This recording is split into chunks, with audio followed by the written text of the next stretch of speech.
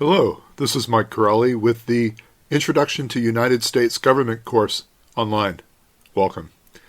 In today's lecture, we touch on Chapter 7 in our textbook, American Government and Politics Today, by Barbara Bards. In today's offering, we have a unique mix of live class recording and dictated content. So grab a pencil and a piece of paper, cup of coffee, and welcome to class. And so tonight's lecture is on interest groups. This is Chapter 7 in Bards et al., American Government and Politics Today. And I know that you've done the reading because a lot of our terms are going to show up tonight. Boycott, direct technique, free rider program, interest groups, labor movements, latent interest, lobbyists, public interest, purposive incentive, the service sector, social movement, solitary incentive. These are all going to show up in tonight's lecture, so everybody's done the reading. I'd like to start off with this wonderful quote from the president of Aga Khan University in Karachi, Pakistan, who said, "A few periods in modern history has the mission of building pluralistic societies been more important than at present. Celebrating the diversity of perspectives and opinions, faiths and cultures, languages and traditions," he says, "is a prerequisite to building harmonious and successful societies." I couldn't agree more. Here's our seminar question for tonight.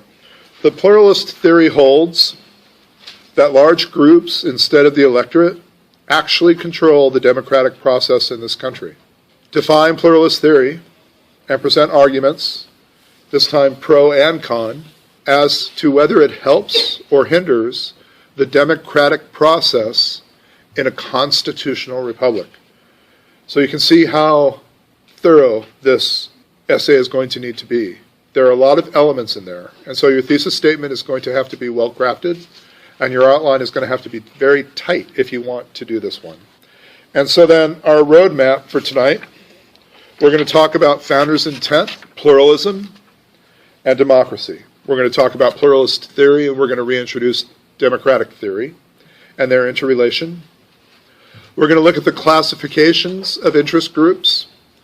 We're going to further define interest groups by looking at their effectiveness, roles in a pluralistic society, the techniques they use to be successful, what makes them successful. We're going to examine in fairly good detail how they form and the reason for their growth, especially in the last 20 to 30 years. And then we're going to reintroduce our seminar question and hammer out a thesis statement and see if we can't give you guys an outline. So defined, interest groups are organized groups of people in which members share common views and objectives and carry on programs to influence public officials and policies. So there's a couple of key elements in here. Organized groups. An element of being an interest group is the organization. It's not simply a matter of people coming together with a collective idea. That would be an ideological public. Or a movement. When we get further on into our lecture today, we're going to ask the question if Black Lives Matter or Me Too are movements or interest groups. Or centering around a specific issue. That would be a single issue public that we talked about last week. We're talking about organized groups of people in which members share common views and objectives and actively, in an organized way, carry on programs to influence public officials. So you can see how that's different from a single issue public or an philosophical public or an ideological public. The first question we have to ask ourselves to answer the seminar question is, do interest groups really have a place in a democratic society? Well, to this end, I would give you three elements: founders' intent, defining pluralism again, and then looking at pluralist theory, and reintroducing, as I said, democratic theory and the democratic process to see how they correlate. And so in order to examine the philosophic background, I'm going to give you Federalist Number 10 in some depth. Now, I really do hate to read from the podium. There's nothing more deadening, but that's why I'm doing it at the beginning of class while I still have your attention, because this is so important to really get at what Madison is saying about factions. Why? When you hear complaints about government. When you hear complaints about the way our system of government works, 9 times out of 10 what you're going to hear is those interest groups. Those special interests are controlling Washington. They own our government. We have no say. Those, you follow me? Does that sound at all familiar? And so getting what interest groups are and their place in a civil society like ours, a democratic society, is really foundational before we can go on to talk about the electorate's place. So, Federalist 10, Madison, 1787. Among the numerous advantages promised by a well-constructed union, none deserves to be more accurately developed than its tendency to break and control the violence of faction. The friend of popular governments never finds himself so much alarmed for their character and fate as when he contemplates their propensity to this dangerous vice. He will not fail, therefore, to set a due value on any plan which, without violating the principles to which he is attached, provides a proper cure for it. The instability, injustice, and confusion introduced into the public councils have in truth been the mortal diseases under which popular governments have everywhere perished. They continue to be the favorite and fruitful topics from which the adversaries of liberty derive their most specious declamations.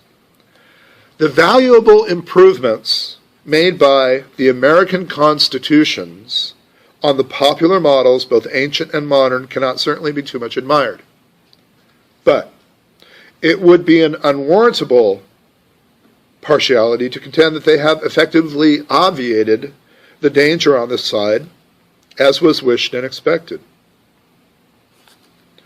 By faction, I understand a number of citizens, whether amounting to a majority or a minority of the whole, who are united and actuated by some common impulse of passion or of interest, adverse to the rights of other citizens or to the permanent and aggregate interests of the community.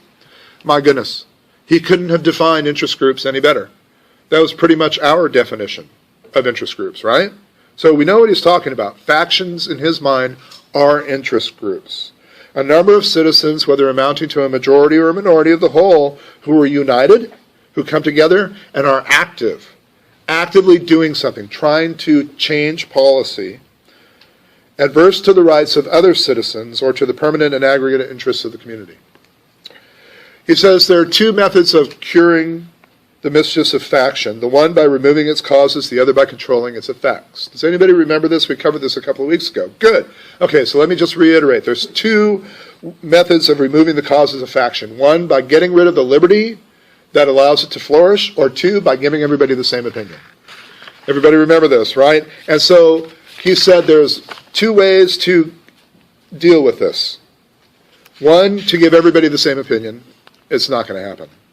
2, to get rid of liberty, because liberty is to faction what air is to fire. You wouldn't do away with air because it causes fire and then thereby extinguish all animal life. Neither would you extinguish liberty because it causes faction.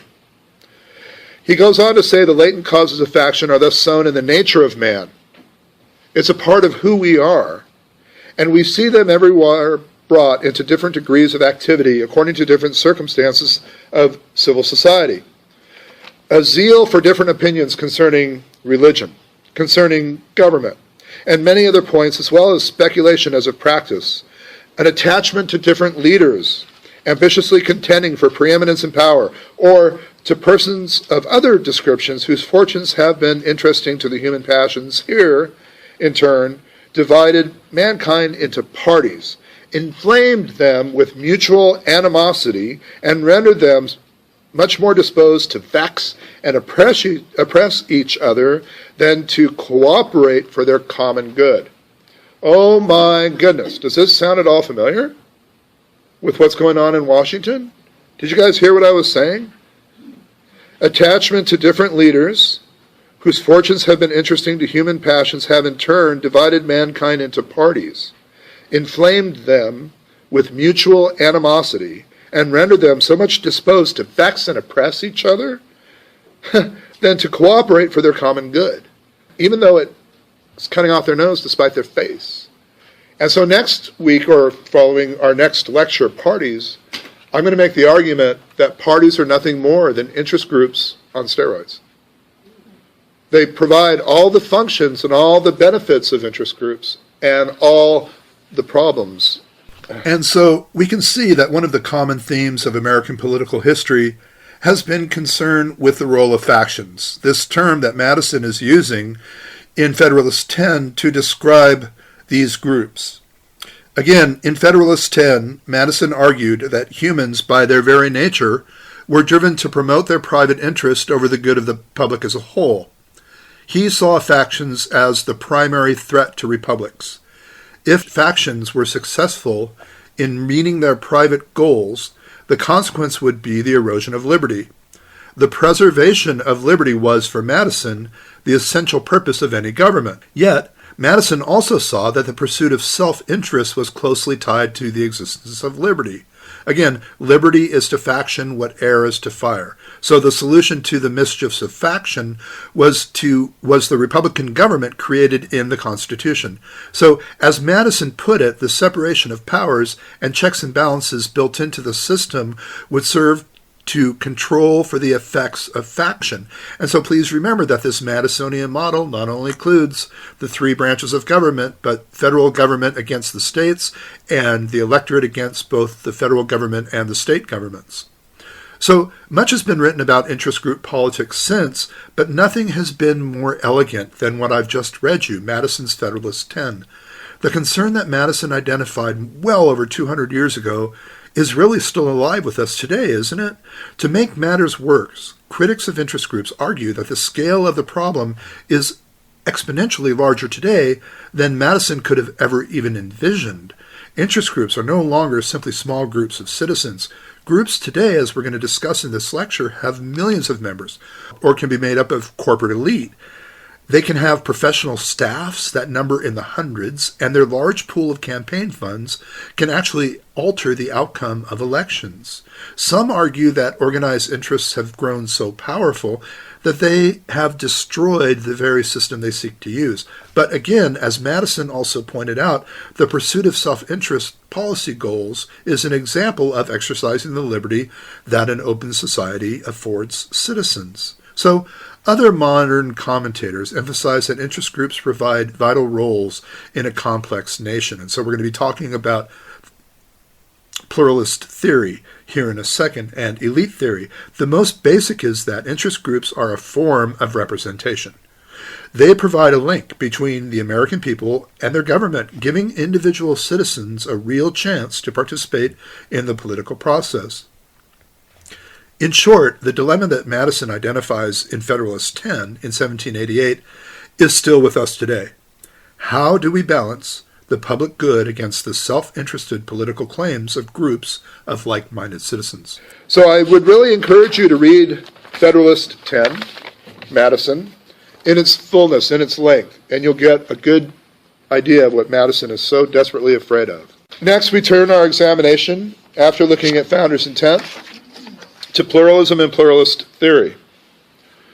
We've agreed a few weeks ago that pluralism, roughly defined, is the more voices, the better.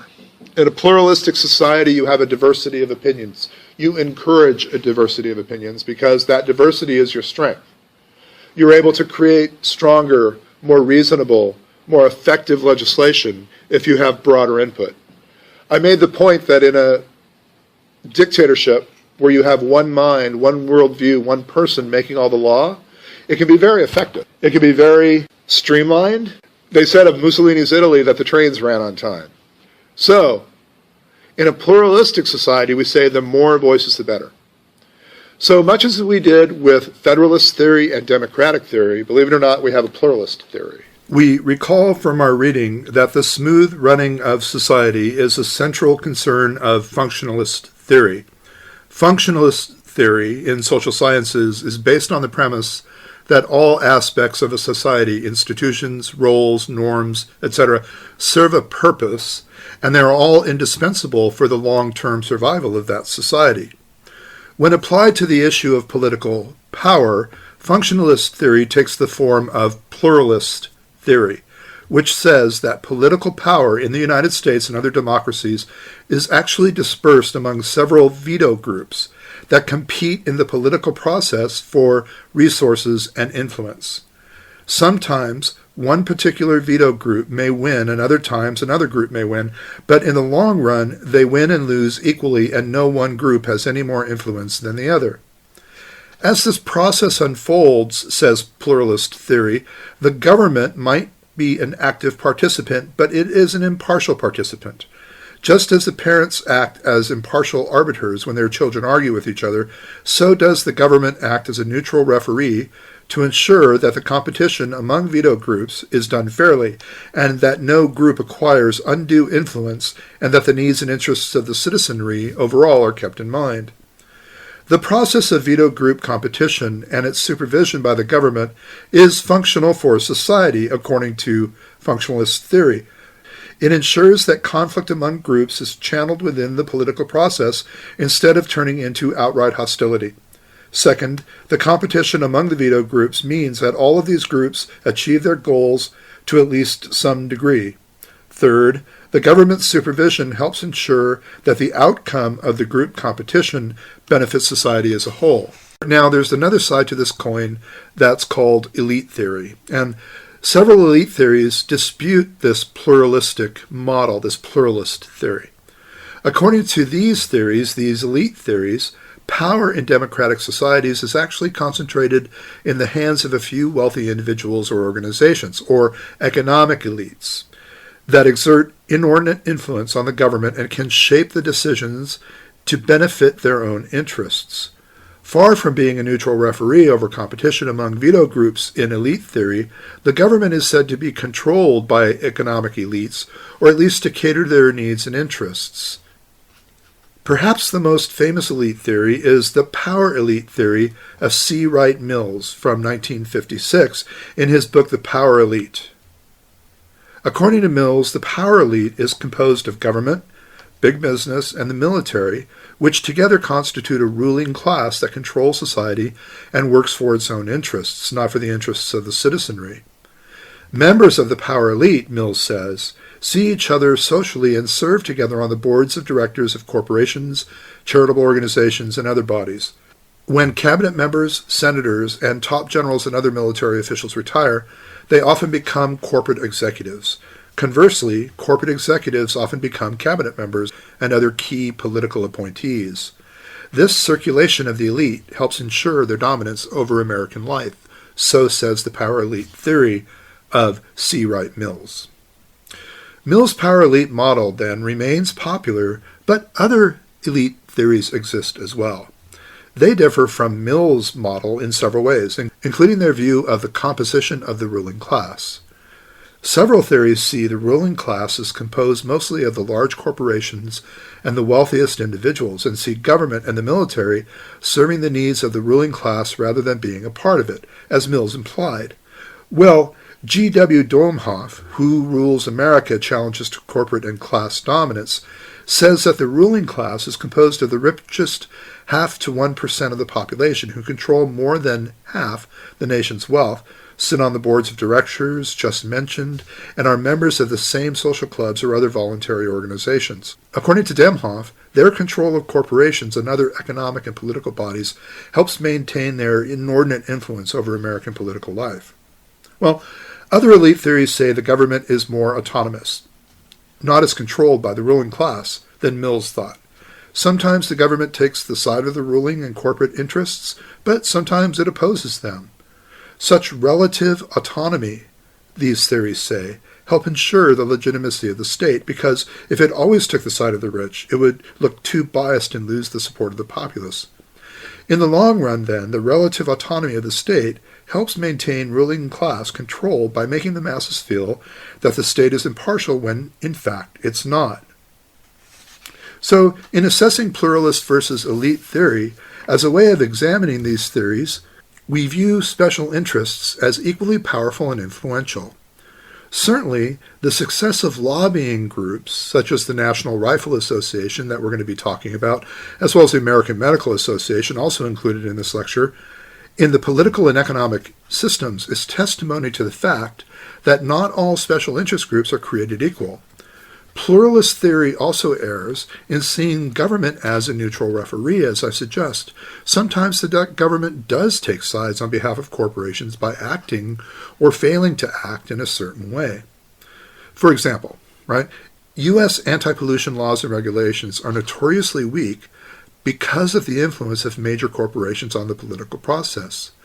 Through their campaign contributions, lobbying, and other types of influence, corporations help ensure that pollution controls are kept as weak as possible. This problem received worldwide attention in the spring of 2010 after the explosion of an oil rig owned by British Petroleum, a major oil and energy company, and spilled tens of thousands of barrels of oil into the Gulf of Mexico, in the biggest environmental disaster in U.S. history. As the oil was leaking, news reports emphasized that individuals or political action committees associated with BP had contributed $500,000 to U.S. candidates in the 2008 election, and that BP had spent $16 million on lobbying in 2009, and that the oil and gas industry had spent tens of millions of dollars on lobbying that year. So, effectively, BP spent millions and millions of dollars lobbying. So, although these examples support the views of elite theory, the theories also paint too simple a picture. They err in implying that the ruling class act as a unified force in protecting its interests. Well, corporations sometimes do oppose each other for profits and sometimes even steal secrets from each other, and governments do not always support the ruling class. For example, the U.S. government has tried to reduce tobacco smoking despite the wealth and influence of tobacco companies, and we're going to talk about that in this lecture as well. While the United States, then, does not entirely fit into the pluralist vision of power in society, neither does it really fit into the elite vision. Yet, the evidence that does exist of elite influence on the American political system and our economic system reminds us that government is not always of the people, by the people, and for the people, however much we may wish otherwise. And so pluralist theory says that large groups and not the electorate actually control the democratic process in American society. And so when you say the democratic process, democratic theory tells us what the democratic process is. Free and competitive elections, political equality, minority rule, protection of minority rights, a genuinely free press, freedom of political information, freedom of political participation, actual representation, and free evolution of political socialization. If I've done my job right, your head should be exploding about now. Because what you're going to be doing is you're going to be looking at the role of interest groups in each of these elements. So please, this is an important distinction. When you're working on this seminar question, I'm not asking you to look at democracy globally. I'm asking you specifically in the seminar question to look at democratic theory.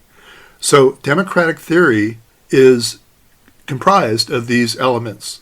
To do a broad arm wave at democracy and think that you've answered the seminar question, I'm afraid, will not suffice, and I'm afraid I will have to grade accordingly.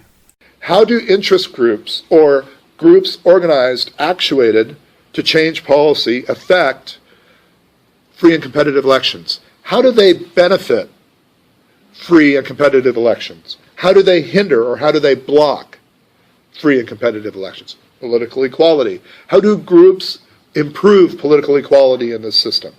How do groups block it? How do they negate it? Majority rule. Again, right? Where whether a group of the whole of the majority or a group of the minority, said Madison in Federalist 10, they're still considered to be a faction. So majority rule and protection of minority rights are both going to be influenced, both pro and con, by the activities of interest groups. Okay. So you see where I'm going with this, yes? What we need to do then is to further examine pluralist theory in its effect on democratic theory by looking at interest groups specifically, as interest groups individually. And so we're going to look at them first by looking at their classifications. What kind of interest groups are there? I'll argue, and Barbara Barnes is going to back me up on this one, that there are economic, professional, religious, public interest, veterans, and intergovernmental So many people believe that participation of interest groups in American government is responsible for lessening the voice of the little guy, for sidelining the American voter, causing irrevocable damage to democracy, especially if those interest groups are well funded. If you're looking at those interest groups that get the most heat, it would be economic interest groups, those that are most well funded, because money is often seen as the power of special interests. So economic interest groups can be broken down into three rough areas. Businesses who can protect, promote, and represent the interests of business. Labor, that favor laws that favor workers. And perhaps agricultural, which tries to protect farmers. Although interest groups represent a wide array of interests in American society, really, my friends, there are two basic types of interest groups: economic groups and non-economic groups. Most groups engage in both economic and non-economic pursuits, sure, but most can be classified as either primarily economic or non-economic in nature. Although the specific goals of different interest groups vary greatly, the vast majority of groups in America have goals that are really economic in nature. Follow the bouncing dollar, right?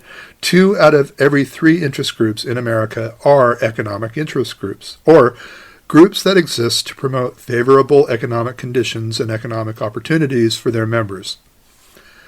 Economic groups also tend to be the largest and most powerful groups because members of such groups maintain a vested personal financial stake in having the group achieve its goals. As well as being the most numerous, economic groups also tend to be the best organized and most influential of groups. Because economic interests are those that generally inspire more concern from business and citizens alike, they tend to feature greater individual involvement, commitment, resources, and organization. There are literally thousands of interest groups that focus primarily on advancing the economic goals of their members. These groups, as I'm going to show you, include private business, labor unions, agriculture, business and industry associations, and professional associations. We start with the Chamber of Commerce that promotes small businesses. I choose to pick on the Santa Rosa Chamber of Commerce. For my online students, I encourage you to pause the video and do a quick Google search of many of these websites I'm referring to, such as the Santa Rosa Chamber of Commerce. Easily discoverable, very quick, and you can follow along. And so here's their website, and on the top you see Chamber, membership, member value, advocacy. And it's advocacy that I'm after. Advocacy is presenting, advocating their point to the policymakers. And so we have legislative updates, the legislative agenda. Looking at the legislative agenda of the Santa Rosa Chamber of Commerce, you'll see improving downtown Santa Rosa, expanded economic development augments, airport master plan, SMART, the Sonoma Marin area rail transit. So you're looking at their legislative agenda, or how they want, what issues they want to advocate for in the policy-making process. Again, the airport master plan. So to increase the airport's capacity from decoupling runways 14 and 19, extending the runway length so that they can bring in larger planes. If they can bring in larger planes, they can attract more direct flights from other airports, from further airports. Why would the Chamber of Commerce be so interested in an airport runway? Anybody's guess? To get more tourists, to get more dollars here, right? This is Santa Rosa, so this is, well, not the heart of the wine country. You guys are the heart of the wine country, but we pretend to be. And so getting tourists in here is very important for the local industry. Same with the Sonoma Marin area railway. Why would they want to spend tax dollars? Because it'll bring in more visitors. It'll make commuting easier. It's more infrastructure that will, in the end, benefit businesses, small businesses in Santa Rosa. The next one down is CPAC. which is the Chamber Political Action Committee. We're going to be getting to techniques, and electioneering is a technique that interest groups use. I'm a little ahead of myself. You've read your book. Electioneering is working to get a specific candidate elected, and that means through money. So PACs, political action committees, are specific interest groups that are allowed to raise money to support the campaigns of specific candidates that they back. You follow? And so this is the Chamber Political Action Committee. Who would have thought that the Chamber of Commerce has a PAC, is putting up candidates for office? Now, this is ostensibly nonpartisan because offices at the local level are non-party identified. They're nonpartisan. That doesn't mean, though, that they're not pro-small business. Yes, ma'am. So that's the Santa Rosa Chamber of Commerce. That's the small potatoes. This is the big potatoes. This is the National Association of Manufacturers. And so this is their website. And they have issues as well: employment and labor, energy and climate, health care, infrastructure, tax and corporate finance, trade regulation. If you're looking at the classification of interest groups, I like to go to the National Association of Manufacturers mission statement. And I've copied it onto the PowerPoint for your ease, so that you don't have to plow through their website like I had to find it. Because this is textbook. This is so mind-blowingly perfect to our examination of interest groups, it's just going to make you skip up and down. Promise. NAM's mission is to enhance the competitiveness of manufacturers by shaping a legislative and regulatory environment conducive to U.S. economic growth and to increase understanding among policymakers, the media, and the general public about the vital role of manufacturing to America's economic future and living standards. That one alone we can have an entire class on. Here's how. How do you shape a legislative environment? Electing representatives, thank you, right? You shape a legislative environment by getting the legislators you want in those seats. So you want pro-business or pro-manufacturing representatives or senators. And so you're going to shape the legislative environment by funding their campaigns, by helping get them elected. What about a regulatory environment? How do you shape, what is a regulatory environment? They who make the regulations. Now, the legislature makes the laws, and then the president as chief executive acting through the bureaucracy regulates how those laws are implemented. And so if you're a manufacturer and you're looking at perhaps pollution, you're looking at perhaps carbon monoxide, carbon dioxide, you're looking at energy use, you're being watched by, let's say, the Environmental Protection Agency, who's clocking carbon dioxide emissions from your plants, from your manufacturing plants, right?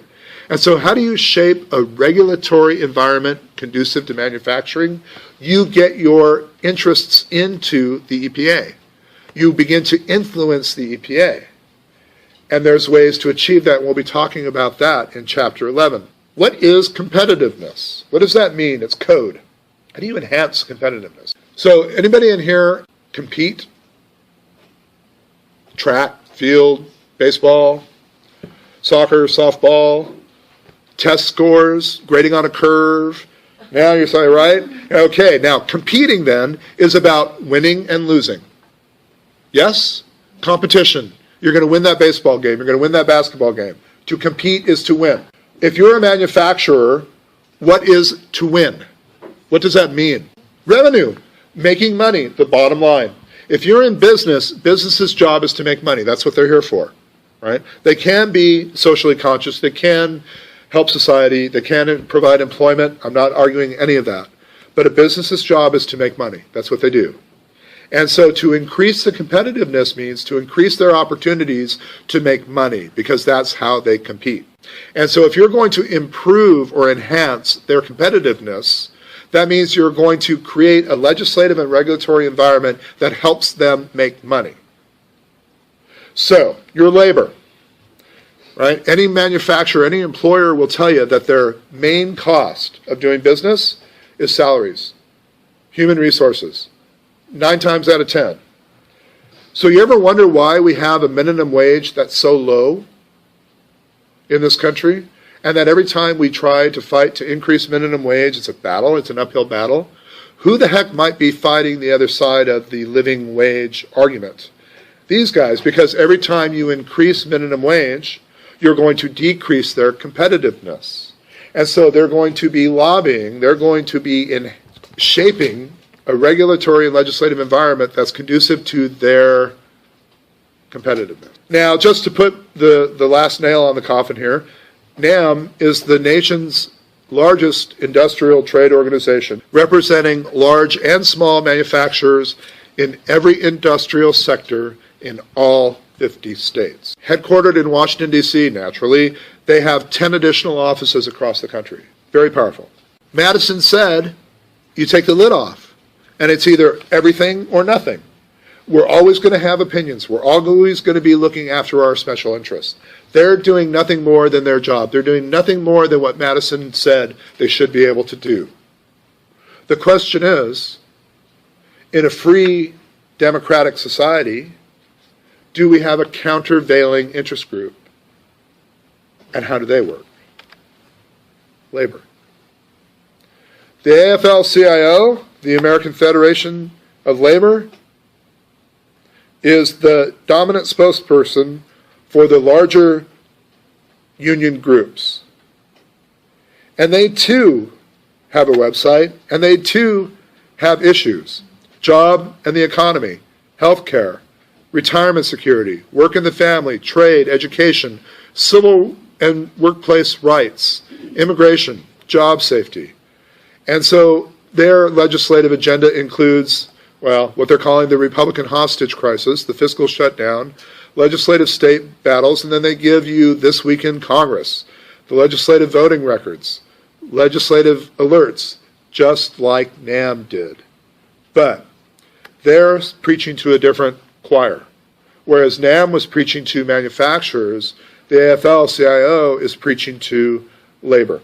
So there is a countervailing influence, a countervailing pressure on that legislative environment to maintain, well, workplace rights, to discuss minimum wage, living wage, health care, safety in the workplace, etc. Not that it's a perfect conversation. I'm not saying that this is perfect. I'm talking about pluralism. The more voices, the better. Next, we have agriculture, the National Grange, American Farm Bureau Federation, the National Farmers Union, USAIN.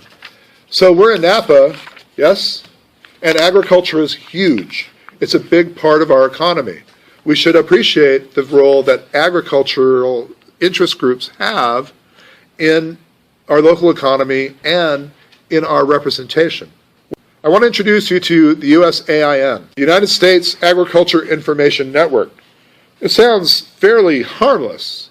Sounds almost like a library, right? The United States Agriculture Information Network provides a forum for discussion of agricultural issues, takes a leadership role in the formation of national policy as related to agriculture, makes recommendations to the National Agricultural Library on information matters, promotes cooperation and communication among its members. These are the legislative policies that are rising from the Agricultural Network Information Collaborative. So they're going to be talking about, bear with me, pesticides, land use, agricultural issues insofar as the environment is concerned, degradation of open spaces, grazing cattle on public land. Right? They're going to be talking about land use issues and environmental issues. So they're going to be providing information to legislators from the perspective of agricultural interests or agricultural-based interest groups. Those people who want to see use of pesticides, who want to see growth of agricultural space. So they're going to be arguing for water use. They're going to be arguing for the use of pesticides. Next, you have, as a different classification, professional interest groups. So there are over 500 professional interest groups at the national level, and all different professions have interest groups to protect them. Two that you might have heard of that you may not think of as interest groups include the American Medical Association and the American Bar Association. We go to advocacy and advocacy topics, especially federal advocacy. And so federal advocacy, we see an outline of Medicare payments. Congress urged to nullify the Medicare sequester. AMA continues efforts to advance liability reforms. That's interesting. You saw this coming down the pike, didn't you? So advancing medical liability reform. Does that sound interesting at all? Does that sound questionable? From the American Medical Association, then it says to preserve patients' access to care and help reduce healthcare costs. Oh, so it's all about us. Good. The AMA will continue to lead an aggressive multi-year campaign to reduce medical liability premiums and to fix the broken medical liability system for both patients and physicians. So American liability reform means malpractice reform. So you go in for a surgery to have your appendix out and they took off your ears. God forbid, right? But you sue for malpractice. What this is trying to achieve is to limit the amount you can sue for. So here's how. Doctors pay medical malpractice insurance premiums. So once a year, once a month, whatever the ticket is, they pay X amount of dollars. Now, we know insurance works like this. The collective pays in together so that you have enough strength through numbers to pay out should anything happen to any one of its members, just like car insurance, right? What happens then if you're expecting an outcome of $100 million, but you get Congress to instill liability reform or malpractice limits so that instead of $100 million, the max potential you might possibly get is $50 million, round numbers, right? That means then that the doctor's premiums are lessened because the potential outgo is less, the potential contribution from all of the members is less. This is not rocket science, you guys get this, right? So why would the American Medical Association, who says to preserve patients' access to health care? Well, they make a good point. I'm not arguing that doctors pay a lot in premiums. They do. Oftentimes it makes it impossible for them to practice. Check. What I'm showing is that the American Medical Association is an interest group, and it's striving to achieve change in policy to the ends that will benefit its members. And so what we're looking for here with the American Bar Association website, advocacy, government and legislative work, what's new in Washington, access to legal services, criminal justice system improvements, independence of the judiciary, and independence of the legal profession. The ABA believes that the primary regulation and oversight of the legal profession should continue to be vested in the court of highest appellate authority of the state in which the attorney is licensed, not federal agencies or Congress, and that courts are in the best position to fulfill that important function. So the American Bar Association is lobbying for something. They're lobbying to stop the movement of the review of lawyers' performance from the appellate level in the state or the Court of Appeals in the state to a federal oversight or some kind of oversight preferred by Congress at the national level. You're a lawyer practicing in Napa and you're accused of malpractice or you're up for review perhaps on ethical charges. Would you rather have your case reviewed by a local judge, albeit the Court of Appeals, we're talking about a high level, it's not the district court or municipal court, nevertheless, a local judge who is going to need to work with you on a daily basis, work through cases with you, probably knows you, probably is going to need your support at some time as well? Or would you rather have that review happening by some nameless, faceless bureaucrat in Washington, D.C.? No-brainer. And I'm not saying it's a bad thing. I'm not arguing it either way. But isn't it interesting that the American Bar Association, who would have thunk that it's an interest group, a professional interest group that advocates on behalf of its members, at the national and state levels. We're still on classifications, right? Next, we have religious-based interest groups or faith-based interest groups. Well, I don't know about you, but Mom always taught me never to talk about sex, politics, and religion in polite company. And, well, how about 2 out of 3 today? We look today at the role of religious groups in the political arena. Should they be allowed to participate in the political debate? Or does this participation somehow violate that constitutional separation of church and state that we talked about in Chapter 4? For a denomination perhaps to lobby on Capitol Hill, would that be a conflict? Do religious groups, with their commitment to their cause, threaten the democratic system with its tolerance for diversity? Well, in the last 30 years, in particular, this nation has again debated questions about the proper role of religion and religious groups in politics. We touched on this in Chapter 3 and Chapter 4. The rise of the new religious right in the 1970s brought the issue to the fore and prompted harsh criticism from liberals, claiming to protect constitutional principles and democratic pluralism. Such groups, such as the People for the American Way and the American Civil Liberties Union, reacted with alarm to the call of the religious right to return this nation to its Christian foundations, allowing and arguing that these religious groups represent a dangerous threat to our body politic. In his work, The Power and Potential of Religious Interest Groups by Robert Zweyer, he argues that historically American citizens have had an ambivalent view of interest groups generally, seeing them as a means for political action, but also for narrow, self-serving action on the political landscape. So it should come as no surprise that religious groups also elicit negative comments. In recent years, most of the fire has been directed at the new religious right. Clearly, however, there has been a degree of hypocrisy involved in the criticism. Conservative Christians working on such issues as abortion and school prayer have been criticized, while liberal Christians working on peace and justice issues have been welcomed with open arms. However, the complaints about mixing conservative religion with politics have contributed to a more generalized feeling that all religious groups must be cautious about entering the political debate. It's really kind of interesting when you look at religious interest groups and how the Washington representatives of religious interest groups view their own power and effectiveness. Several of the representatives were asked to name the most effective religious groups operating in Washington.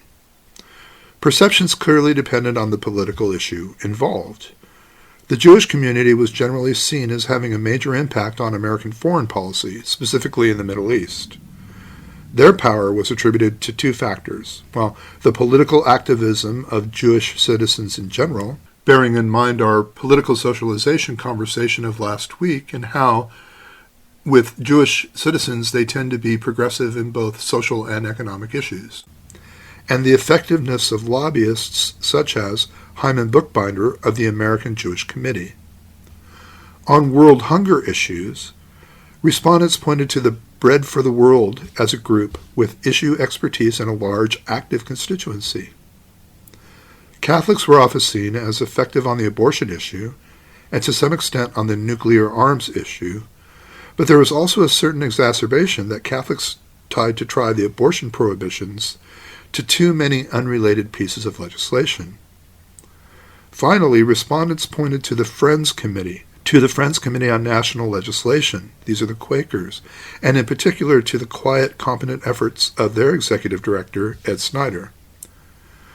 What is most interesting about all these responses really is their diversity, right, which is what we're after, pluralism.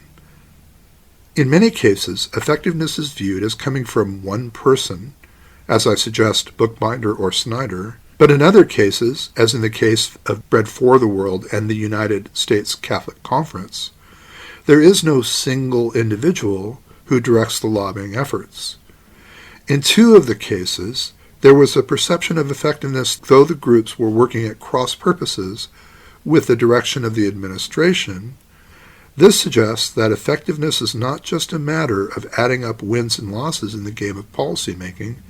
It's also important to note that no respondents mentioned the new religious right groups as being especially effective.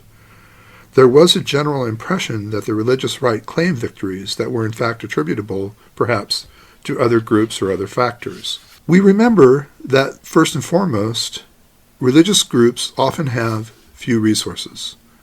Although many of the church groups have large memberships, the priority of these members is rarely political advocacy. The non-denominational groups, which do emphasize political activities, are generally much smaller, representing a few thousand people spread over several legislative districts. The lobbying staffs are often very small, with little prior experience in government or policy analysis. It's also clear that the religious interest group community generally is not of a single mind in many of the policy debates. It is truly a pluralistic community, not a monolithic one. Also, religious groups concentrate on issues that do not bring direct material benefits to their church members. These broad public issues are the subject of much competitive lobbying, in which the message of the religious groups can get lost in the roar of voices. Thirdly, legislative perceptions of religious groups are not always the most positive. Finally, a significant number of the religious interest groups are not primarily motivated to win policy-making battles. They are more content to have an opportunity to bear witness and to convey moral arguments. Therefore, based on these considerations for our purposes today in studying the role of interest groups and specifically religious interest groups, one can conclude that religious groups do not possess the awesome power that some might fear. In addition, religious interest groups do not represent a significant threat to pluralist democracy or really to the wall of separation between church and state. I would argue in this lecture, and we're going to go forward, that it's not fair to conclude that religious groups have no impact, for there are some experienced religious lobbyists, some active constituents, and some hospitable legislators. However, much of the visibility given to religious groups and much of the paranoia of their critics probably confuse group impact with amount of activity or the volume of the message. As we go further in discussing religious interest groups, the political involvement of religious interest groups has increased in recent years at the various branches of government, remember the national and the state and local. And they've really addressed important issues which relate to these groups. Although not always pleasant or convenient, this does represent a healthy contribution to public discourse over values and how to apply those values to public policy choices. I'm going to argue, and hopefully you'll agree with me, but if not, by all means put it in your essay, religious groups do have a rightful place in the public square. I've made a point in almost every lecture in reminding everybody that, according to Madison and according to the founding generation, people of faith have a duty to bring their worldview to the public discourse. This is part of political socialization and the free evolution of political socialization. That's what it's all about.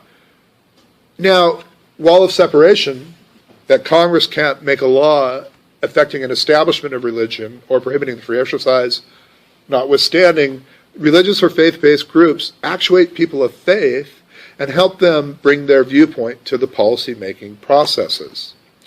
We'll start with the low-hanging fruit. The Buddhist Peace Fellowship, founded in 1978, is to serve as a catalyst for socially engaged Buddhism. We would normally think of Buddhists as an interest group, right? But here we have a faith-based interest group whose job it is to bring the Buddhist ideology to the public discourse, whether that's through conversations about race, prisons, science, the role of the military, gender issues, economic justice.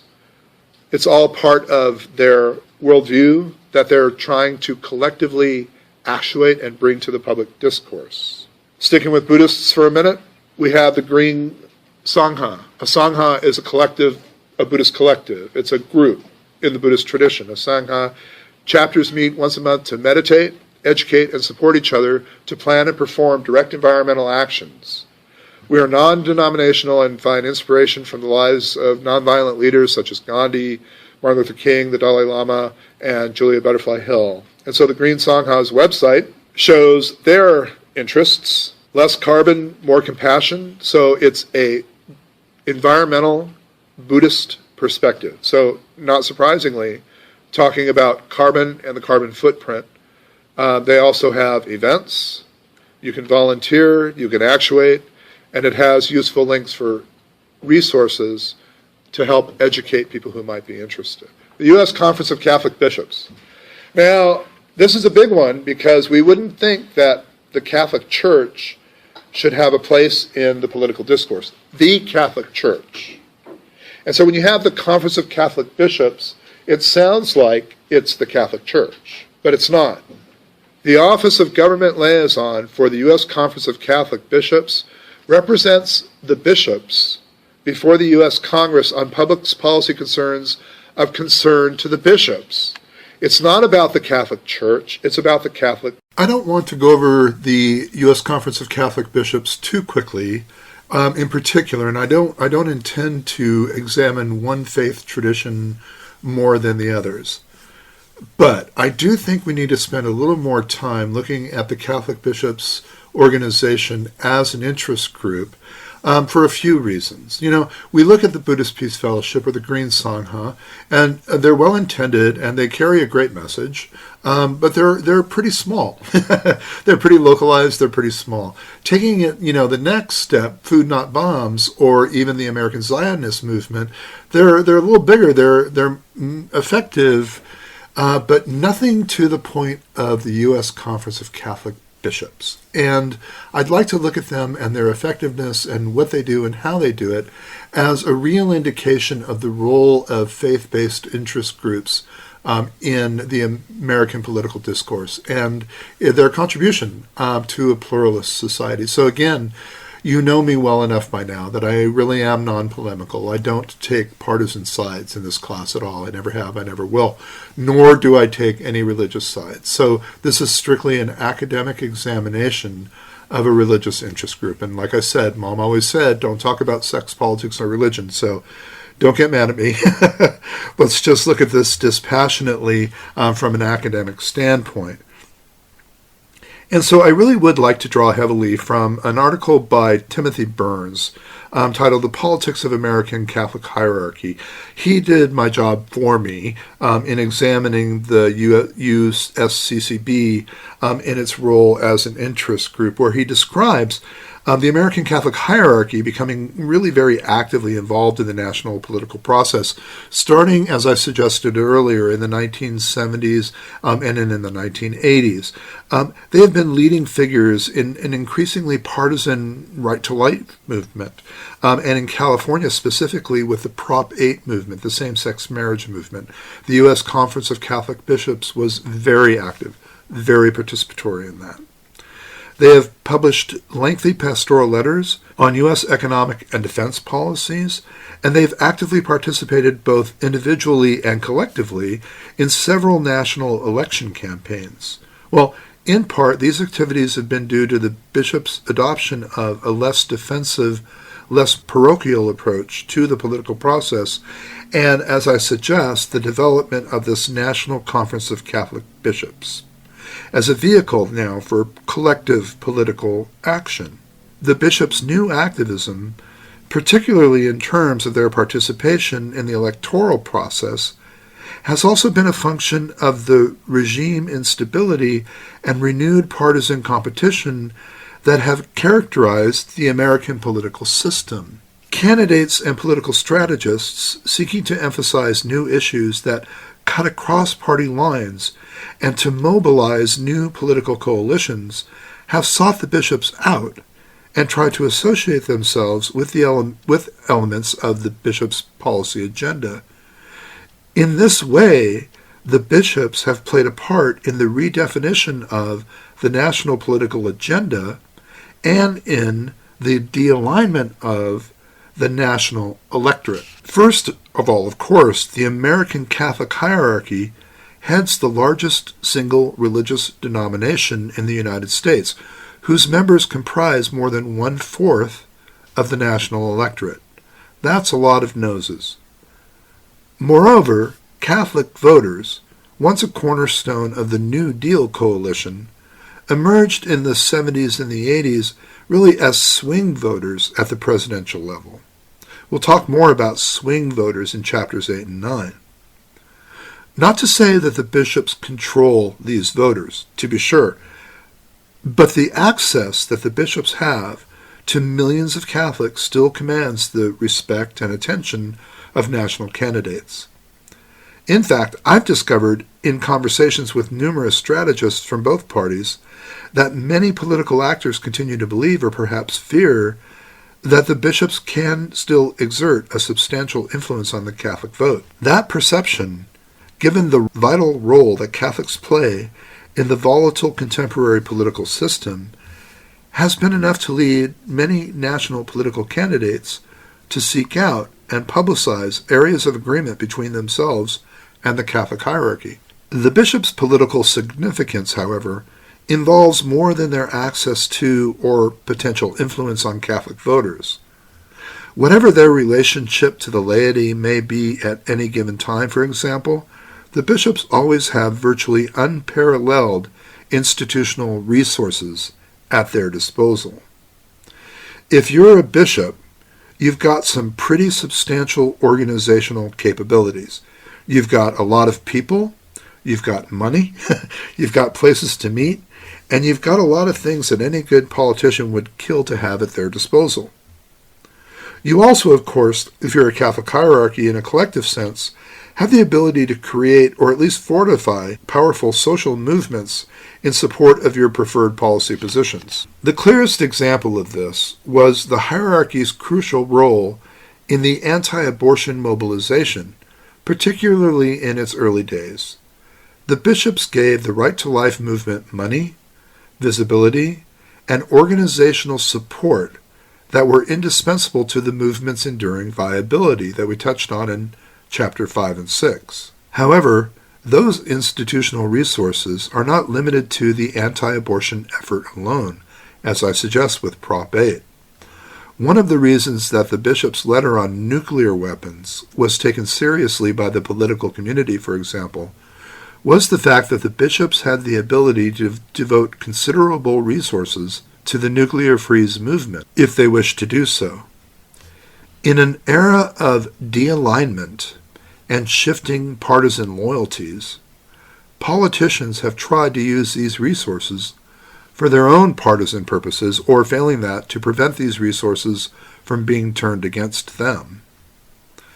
As a result, the bishops have found themselves in the middle of some of the most heated policy debates in contemporary American politics. Finally, the bishops have been part of various political efforts to derive partisan benefit from the deep religious strain that runs through American culture. The United States really is an unusually religious nation, wherein 94% of the people believe in God, 69% belong to an organized church or religious community of some sort, and 41% attend religious services weekly. Moreover, Americans place greater confidence in their churches than in other institutions except for the military, and 61% of them believe that religion can solve all or most of the problems facing the country. Well, as the New Deal party system has decayed, politicians and political activists have tried to associate themselves and their political programs with these religious beliefs and values. Republican candidates, for example, have appealed to traditional Democratic constituencies, such as blue-collar ethnics and white Southerners, on the basis of moral and religious principle rather than individual economic interest. In the language of realignment theory that we'll talk about in chapters 8 and 9, these candidates have tried to shift the axis of political debate in order to appeal to voters on the basis of new issues that cut across old party divisions. Unlike their predecessors, today's Catholic bishops are rarely dismissed as un-American threats to the constitutional order. To the contrary, the bishop's readily apparent religious identity helps color the political discourse. A number of factors internal to the hierarchy itself led the Catholic bishops to become more highly and actively involved in the American political process. Since Vatican Council II, that ran from 1962 to 1965, for example, it challenged the bishops to apply Catholic teaching to the American context. It also offered the bishops a policy agenda of problems of special urgency under the headings fostering the nobility of marriage and family, socioeconomic life, and the fostering of peace and the promotion of community among nations. The strengthening of the Bishops' National Conference and the development of a sense of collegiality among the bishops, both of which were also furthered by the Vatican Council that I referred to, allowed the bishops to add their collective voice to a series of national policy debates. Furthermore, as the papacy of John Paul II progressed, the appointment to the episcopacy of activist, pastorally oriented men led then to more conservative, traditional men, which drove the development of the bishop's agenda and the tensions associated with its relationship to the political process. However, these developments within the American Church do not fully account for the Catholic hierarchy's more active participation in the contemporary political process. Politics has also changed, and at times these changes have drawn the bishops into the center of American electoral politics. As we suggest, the breakdown of the Democratic New Deal coalition has ushered in an era of shifting partisan alignments in which both parties have scrambled to find issues and strategies that will result in a new enduring majority. These efforts have led politicians to focus attention on the Catholic bishops and to try to associate themselves with the bishops' morally grounded positions on major issues of the day. The bishops have not unilaterally imposed themselves on the political process. It's not a one-sided argument here. They have been sought out and drawn into the process through the actions, decisions, and strategies of secular political forces. Well, as we continue in our conversation and looking at our lecture, we should be explicitly mindful of the political side of the mix of religion and politics, right? The American Catholic bishops will continue to develop their policy agenda and continue to debate among themselves that agenda's political implications. The bishop's actual role in the political process will continue to be shaped by the terms of the policy debate between the major parties and the electoral strategies pursued by national political candidates, as well as by the evolving shape of an uncertain partisan alignment. Turning back then to the U.S. Conference of Catholic Bishops website, we look under the title Issues and Actions. Issues and Action? Unsurprisingly, you're going to be talking about religious liberty, faithful citizenship, marriage and family, cultural diversity, human life and dignity, youth and child protection. So this isn't the Catholic Church, it's a collection of individuals who are self-identified as Catholic bishops. And so individuals identifying as a member of a group, other Catholic bishops, have the right to form and create an interest group, to lobby, to advocate on their behalf. This isn't the Catholic Church. I have to really make this clear. It's the bishops as individuals coming together. Having said that and qualified that to no end, the Catholic bishops then are very powerful. They're very well funded, they're very well organized, and they're very effective. Because what you're doing is you're organizing and you're allowing people to actuate based on an identification, based on a philosophic worldview. And so the Catholic bishops do, in fact, represent the Catholic Church because they're able to speak to the membership of the Catholic Church and talk about policy issues. Now, they can't say, I encourage you to vote for candidate X. What they can do is talk about social issues and allow the membership to reach their conclusions. That's okay. That's people of faith bringing their worldview to the public discourse. But to use the pulpit to drive a political engine is not part of the process. I could say, I believe in the sanctity of life. I can't say, you need to go vote X on Y. Racial interest groups are another classification. And you have the NAACP, you have the National Urban League, and you have the League of United Latin American Elected Officials, or Latino elected officials. These racial interest groups are very powerful, they're very well organized, and they bring to the public discourse a worldview based on racial identity. So if everything that we said about Madison's Federalist 10, that all views must be included, it has to include religion, it has to include economics, and it has to include racial interest groups as well. So we're going to be coming back to these, especially to the NAACP, as an example of a very effective interest group. As I was writing this lecture, the Black Lives Matter movement came immediately to mind. What a wonderful case study through which to examine our interest groups. I wasn't immediately convinced that BLM was an interest group, or more really a very powerful movement.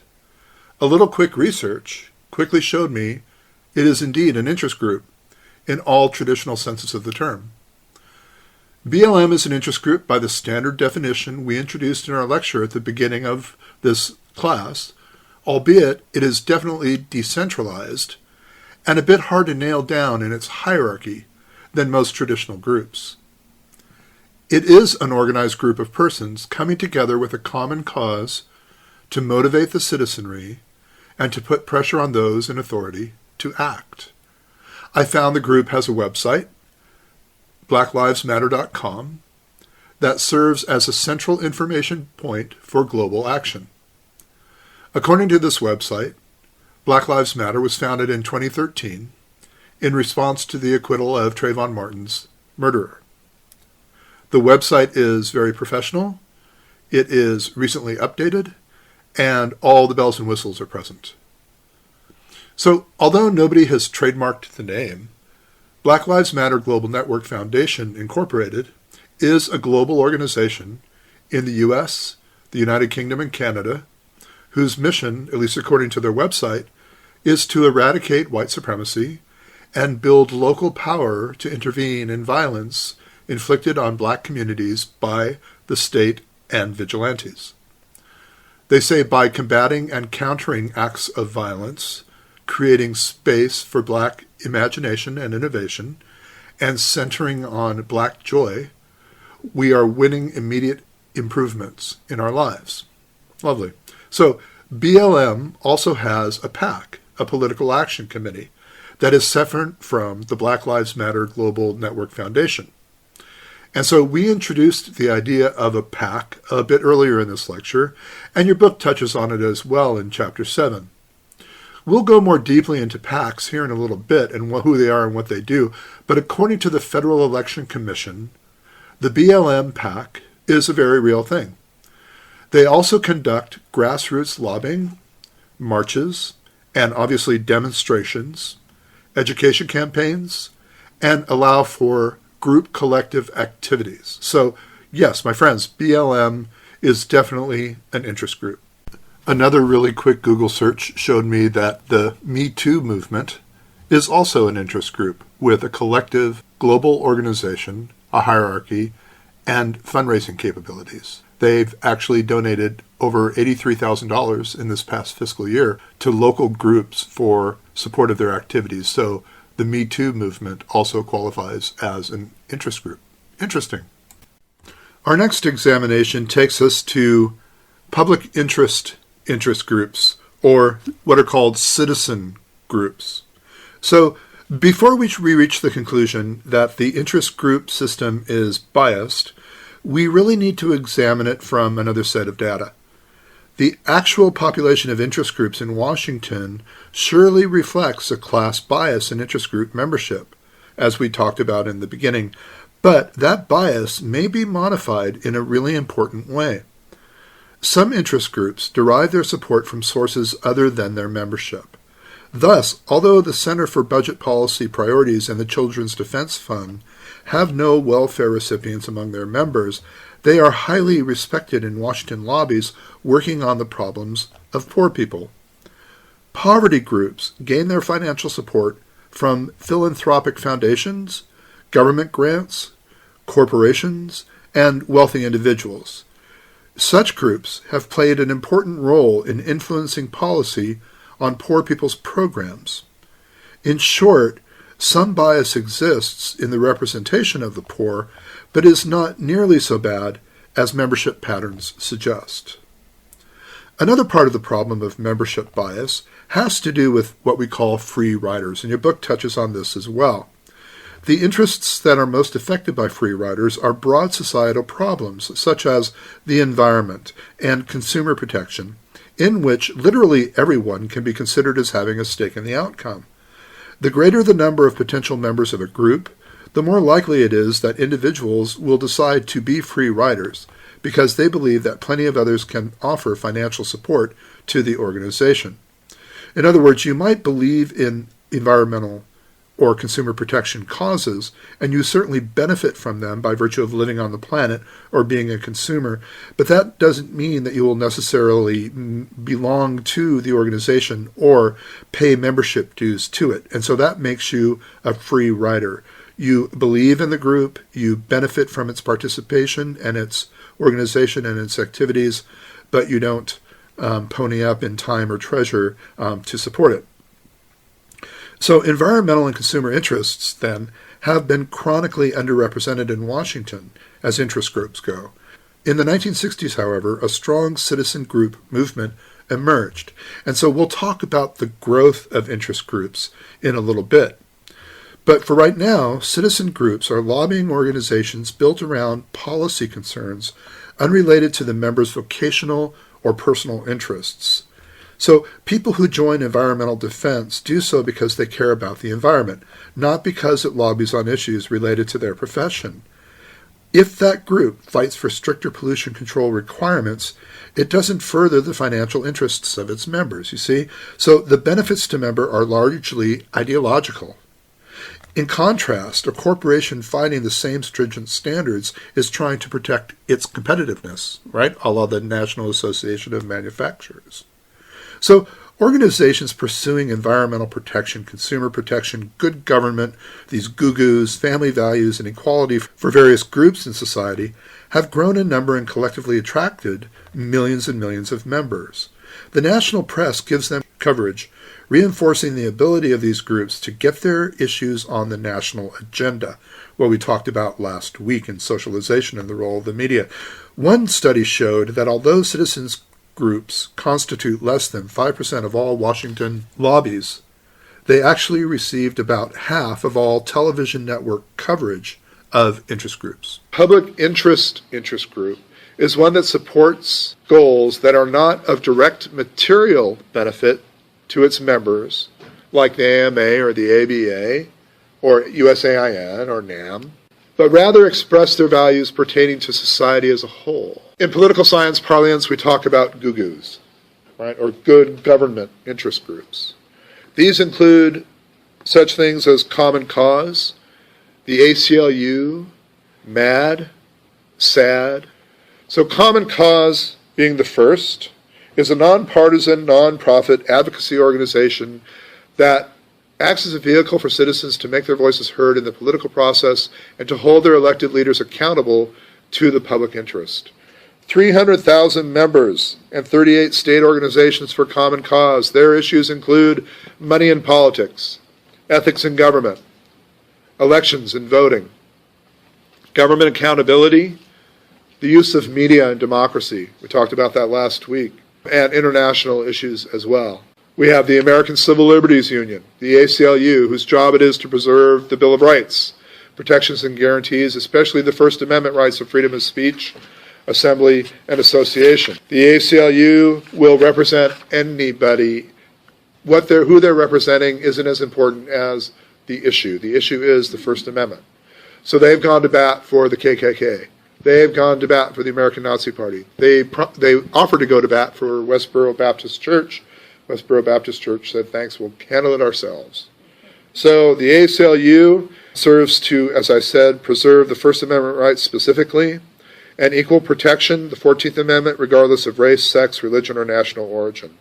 It also includes your right to due process, fair treatment by the government, the right to protest, racial profiling, police practices, prison conditions, lesbian, gay, bisexual, transgender rights and liberties, secrecy, internet free speech, and censorship.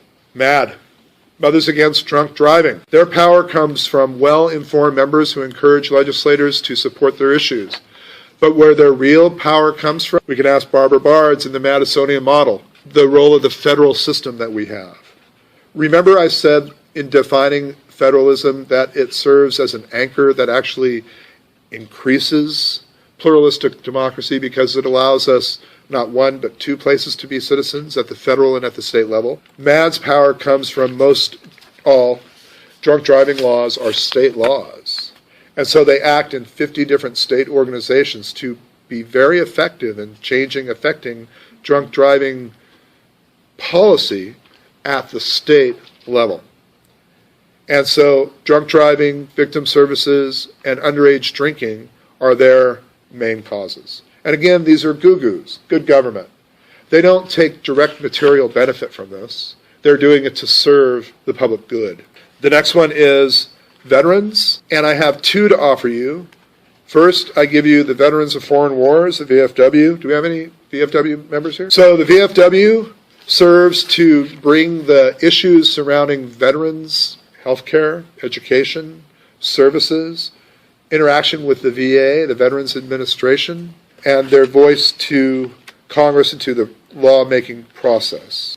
I give you specifically, so going from 1917, where we talk about war risk insurance, vocational rehabilitation, Widows and Orphans Pension Act, the Veterans Bureau Act, so going from the 19-teens up until present day, Honoring Americans Veterans and Caring for Camp Lejeune Families Act, VFW Stop TRICARE Premiums from Increasing Annually, Restoring GI Bill Fairness Act, Advanced Appropriations for the Veterans Administration becomes law. So from 1918, the VFW, the Veterans of Foreign Wars. Another one is the American Legion. The American Legion is an older organization, but it's also more directly involved in social issues. And we're going to talk about degree of unity as a technique, what makes interest groups successful. The degree of unity in the VFW, the American Legion, while having part of it vying for veterans' rights, also has influence in the policy-making process on, for example, same-sex marriage, abortion, immigration. So it's more societal issues than veteran-specific issues. Now, as a classification then, they're both veterans interest groups. What they do, however, is different. And who would have thunk that government themselves are interest groups? But if you think about it, how could they not be? One of the most significant development in the interest group arena is the formation of the so-called Intergovernmental Lobbies. These are associations of officials at one level of government organized at least in part to influence officials at another level of government. One indication of the proliferation of these groups can be seen in the increase in the number of associations of state officials. So prior to 1900, there were only 5. But by 1966, there were 86, ranging from the National Association of State Budget Officers to the National Association of State Conservation Officers. Many of these groups have other important functions besides intergovernmental lobbying, but they do lend themselves to lobbying as well. The development of intergovernmental lobbying was both an outgrowth and a cause of interdependent federalism, which is why Chapter 3, again, is really so important to us. As the activities of government came to be increasingly shared, right, FDR and the New Deal, officials at one level were more and more likely to be affected by the actions of other levels of government, right? So organization was a sensible mechanism for coping with that situation. Once organizations of officials were created, they tended to stimulate more interdependence, and when local educators pressed for more state aid to local schools, or when state highway officials lobbied the national government for federal aid to road building, interest groups were active and participatory. While there are too many intergovernmental lobbying groups to even cover in detail in the scope of this lecture, we can mention some of the major ones, right? The U.S. Conference of Mayors, as noticed on your screen, which was formed during the Great Depression, primarily represents larger cities. But the National League of Cities, which actually dates back to the 1920s, contains a much larger and more diverse membership. Both groups have actively advocated urban interests before the national government. State, municipal leagues, which are affiliated with the National League of Cities, perform the same task at the state level. The existence of these two urban lobbies has created problems at times. Jealousies, duplication of effort, and frictions between two organizations have led to a number of efforts to merge them. But 4 attempts failed prior to the achievement of a partial merger confined largely to merging the staffs of the two organizations in 1969. The limited merger was short-lived, however, and in 1974 the two organizations went their separate ways. Well, the National Governors Association, also listed on your screen, traces its roots to the presidency of Theodore Roosevelt, who stimulated the organization of governors in the hopes of using them to exert leverage on Congress. The association had relatively little impact during its early years, largely because many governors, really believing in dual federalism, did not believe that they should try to influence national policymaking. The early years of the association were characterized by a concern for a returning variety of national state programs to the states along with national revenue sources. So these efforts were not successful, however, and in recent years, the association has come to accept and even support national government action. One sign of the governor's increasing recognition of the role of the national government and the need to influence it was in the 1965 reorganization, which included the opening of a permanent office in Washington, D.C. By contrast, the mayors opened a Washington office in the 1930s. The governors also began to meet regularly in Washington, both as a means for establishing contacts there and as a way of demonstrating their concern for national policy decisions. We also have the National Association of Counties, formed during the Great Depression, which was a relatively ineffective organization during its early years. However, reorganization in the 1950s produced some improvements, but the association has generally enjoyed only limited success nationally. A major limitation on its effectiveness is the great diversity of counties, right? Urban versus rural, rich versus poor, Democrat versus Republican. Unity is consequently really difficult to achieve. Well, in addition to working with associations of officials or governments, state and local governments also conduct individual lobbying activities.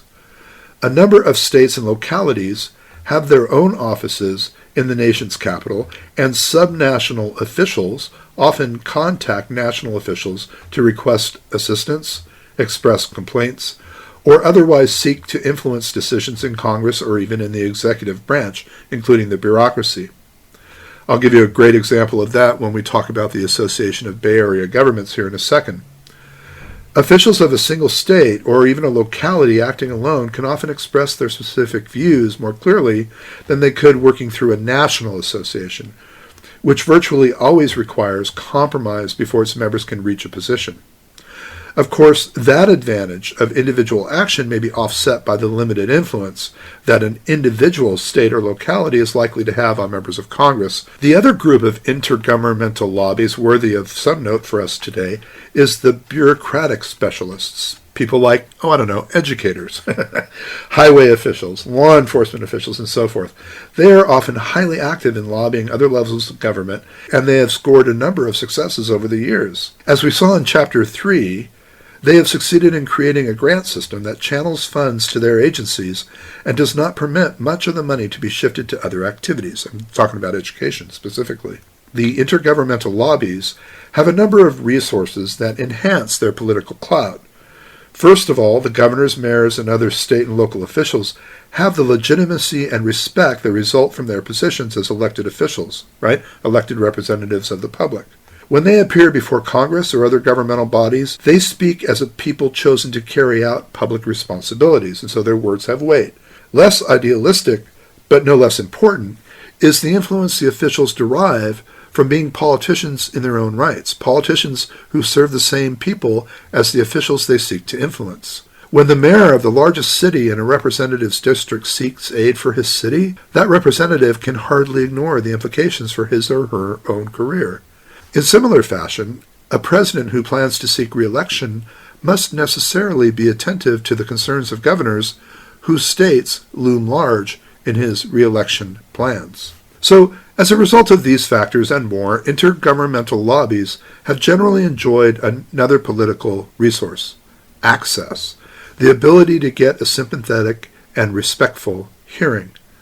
This is not always the case, however. Some observers contend that organizations representing local governments have had actually reduced access to the White House since President Trump took office. First, local governments are not regarded as full partners in the federal system. Second, different levels are not to interfere in one another's affairs. Local officials have continued to enjoy substantial access in Congress during the Trump administration. So the intergovernmental lobby is limited by the fact that public officials often depend on private interest group support. As a result, the officials may be unable to push for some programs for fear of losing that support.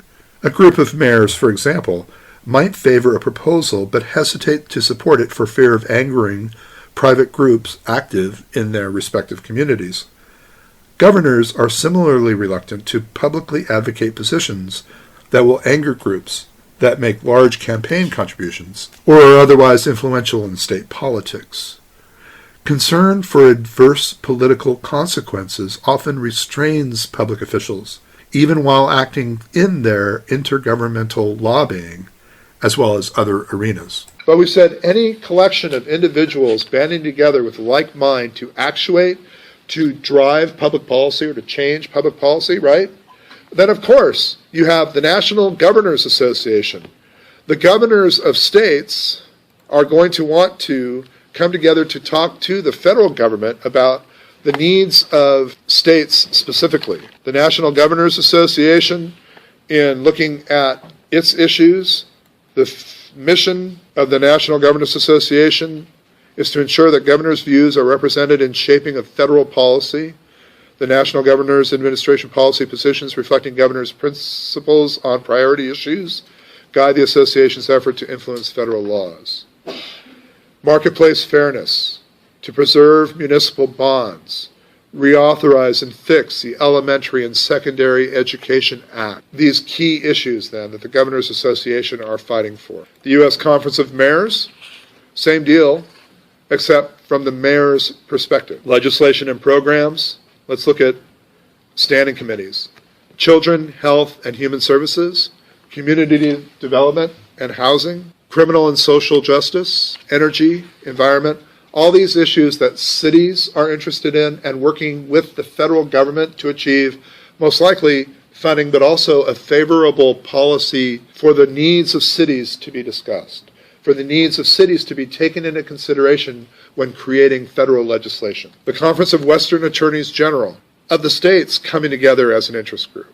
My favorite victory for them is to force the EPA to implement the law of Congress that directed them to monitor carbon dioxide emissions, ordering the EPA to monitor emissions. It was the Association of Bay Area Governments that came together to clean up San Francisco Bay. So when you look at the wildlife, when you look at the fish, when you look at the habitat of San Francisco Bay, you can thank these guys.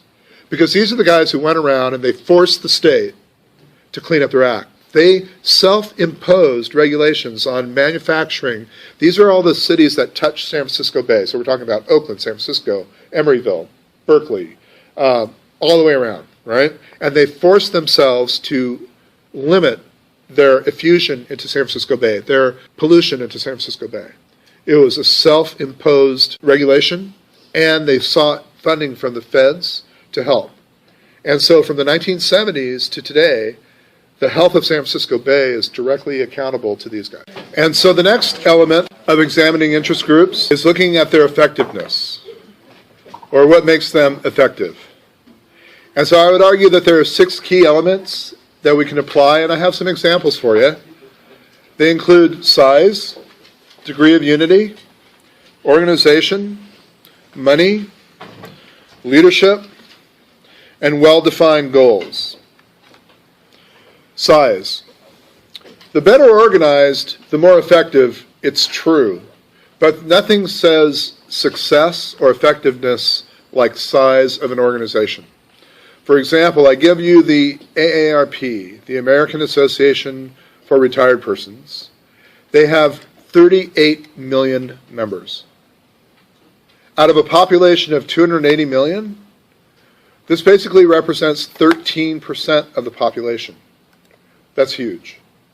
And so when you're lobbying, or when you're effectively representing your membership's voice in the policy-making process, to sit down and say, I represent 13%-ish of your constituency is huge.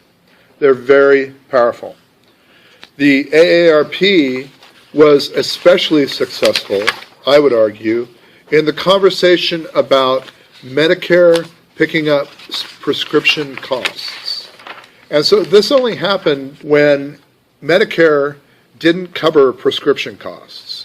You had to be significantly below an income level in order to achieve any kind of government help for your prescription costs. You may have heard, some folklore, some horror stories about people needing to cut their pills in half or cut their doses in half because they were trying to make ends meet. They were trying to squeeze as much as they could, or having to decide whether to pay their light bill or to pay their prescription costs.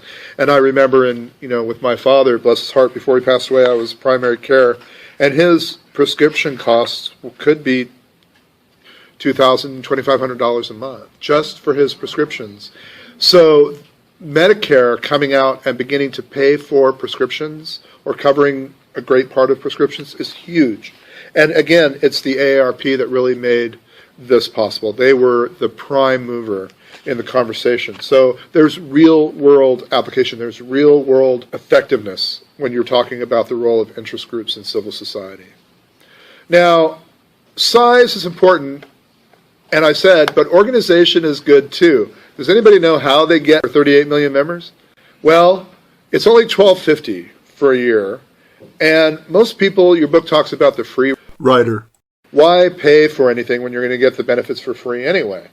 So what they do is they offer you a discount program. They offer you a catalog of merchants, Denny's for example, and I have my AARP card in my briefcase if anybody wants to see it. You get one when you turn 50 if you pay their membership fee. The fun part is getting one for your spouse, because regardless of how old they are, they get one too if you want one, and that's free, which is even more fun. So get your spouse an AARP card, they'll love you forever, right? But this is the thing, you get discounts. You get a discount at Denny, you get discount at movie houses, prescription eyeglasses, hotels, rent-a-cars, travel, boy, you name it, right? And so, yeah, no, people use it all the time, and it's very effective. And this is degree of unity.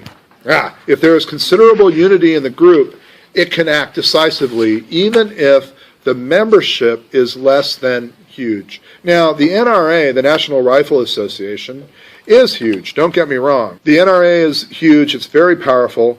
But their effectiveness comes in the degree of unity behind their mission statement. They're not interested in medical marijuana. They're not interested in same-sex marriage or right to life or any other social issue. They're interested in the right to bear arms. They're interested in the Second Amendment. And their membership's degree of unity behind their mission statement is lockstep. You're a member of the NRA because you believe in the Second Amendment. And so the degree of unity behind their mission statement is nearly absolute, and that makes them very effective. But what happens when you don't have unity? Well, I give you this awful book again, right? Trouble at the Border, a contextual approach to the study of immigration policy in the U.S., when I talk about the difference between the National Council of La Raza and the DREAM Act, and specifically in relation to FAIR, which is an anti-immigration organization, an anti-immigration interest group. And I say an important characteristic of a successful interest group is its clarity of focus and the degree of unity of its membership behind that focus. This is to say a singleness of purpose, since focus can often be divided into many avenues of activity. Staying true to a clear, concise mission is a hallmark of effectiveness.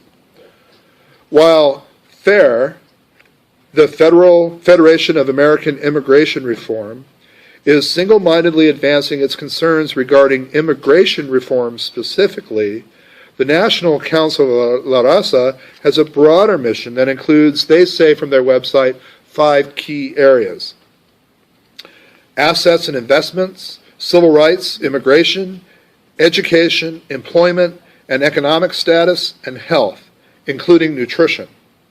So FAIR's narrow focus on a single objective allows them to provide this degree of unity, this targeted and effective representation. Since this mission is so narrow, only a select number of legislative efforts come under its scrutiny, and it's able to direct its attention in an almost laser-like way. The National Council of La Raza, meanwhile, with its significantly broader scope of activity, means that its efforts must, by necessity, be spread further afield, and they can't be as laser-focused or as effective by virtue of the degree of unity because it's more widespread. So the National Council of La Raza, in its ability to support or defend the DREAM Act, failed. The more organized the group is, the better chance to make its influence felt. For example, we have the evolution of the labor unions. In this instance, this is the AFL-CIO, and I like to look at organization in its nimbleness. If you want to judge an institution's organization, judge its ability to change or evolve or to grow to meet the necessities of the time. So here's how. In the 1950s, the AFL-CIO included United Auto Workers, United Steel Workers, International Brotherhood of Teamsters, the United Brotherhood of Carpenters and Joiners, the International Association of Machinists. I'm hearing blue-collar, manufacturing, steel workers, auto workers, machinists, right? So I'm hearing a very specific demographic. Then we go from that in the 1950s to what it evolved to in the 1990s and actually now in the 2000s. And now it includes the National Education Association, still with the Brotherhood of Teamsters, but now the American Federation of State, County, and Municipal Employees, United Food and Commercial Workers International, Service Employees International. And so we've gone from a strict manufacturing demographic to education, municipal, county, and state employees, food and commercial workers, and service workers. So as the economy has shifted from a manufacturing to an education and service-based society, an information-based society, so has the AFL-CIO. So I cite this as its effectiveness in organization because it's been able to change its spots. It's been able to grow and evolve along with the demographics of the economy. The ability to raise money or resources and use it effectively increases an organization's effectiveness. Hey, money talks. The golden rule, we've talked about this, right? They who have the gold make the rules, surely. So again, I give you healthcare. Prescription drugs are more important to healthcare than ever before. Interest groups play a strong role in the rules governing prescription drugs, from influencing the process of drug approval by the Food and Drug Administration, the FDA, to regulating the price and distribution of pharmaceuticals. So when Congress added prescription drug coverage to Medicare in 2004, many felt that pharmaceutical companies had influenced Congress to forbid negotiations over drug prices. And so the influence of the pharmaceutical companies in the very same conversation that I was talking about 3 minutes ago was still there. So while the AARP was able to get the government to cover prescription costs in Medicare, what they weren't able to achieve was to limit the cost of those pharmaceuticals to the federal government. So you have that pluralistic model at play. You're able to achieve X while still providing Y. So both interest groups were participating in the conversation, and you had both interest groups come out of it winners. Pharmaceutical companies are effective because of their resources. The AARP was effective because of the size of the organization. So they were both effective, but for different reasons: size and money. The characteristics of a good leader, I would argue, are a brilliant mind, charisma, a reputation for getting things done, giving and receiving favors, and making friends easily, right? A good leader must have self-confidence, vision, integrity, optimism, and stamina. Now, my gosh, if I haven't done my job right, 2 weeks ago in this very classroom, we were talking about civil rights, yes? Now, civil rights are nothing more than an interest group. They're a group of people actuated by a common vision who are trying to influence policy at the national level, check? And so their leaders then are interest group leaders. And so I give you Abigail Scott Duniway, Malcolm X, Martin Luther King, Cesar Chavez, Alice Paul, Elizabeth Cady Stanton. These interest group leaders, who we studied as civil rights leaders, who succeeded because of their leadership.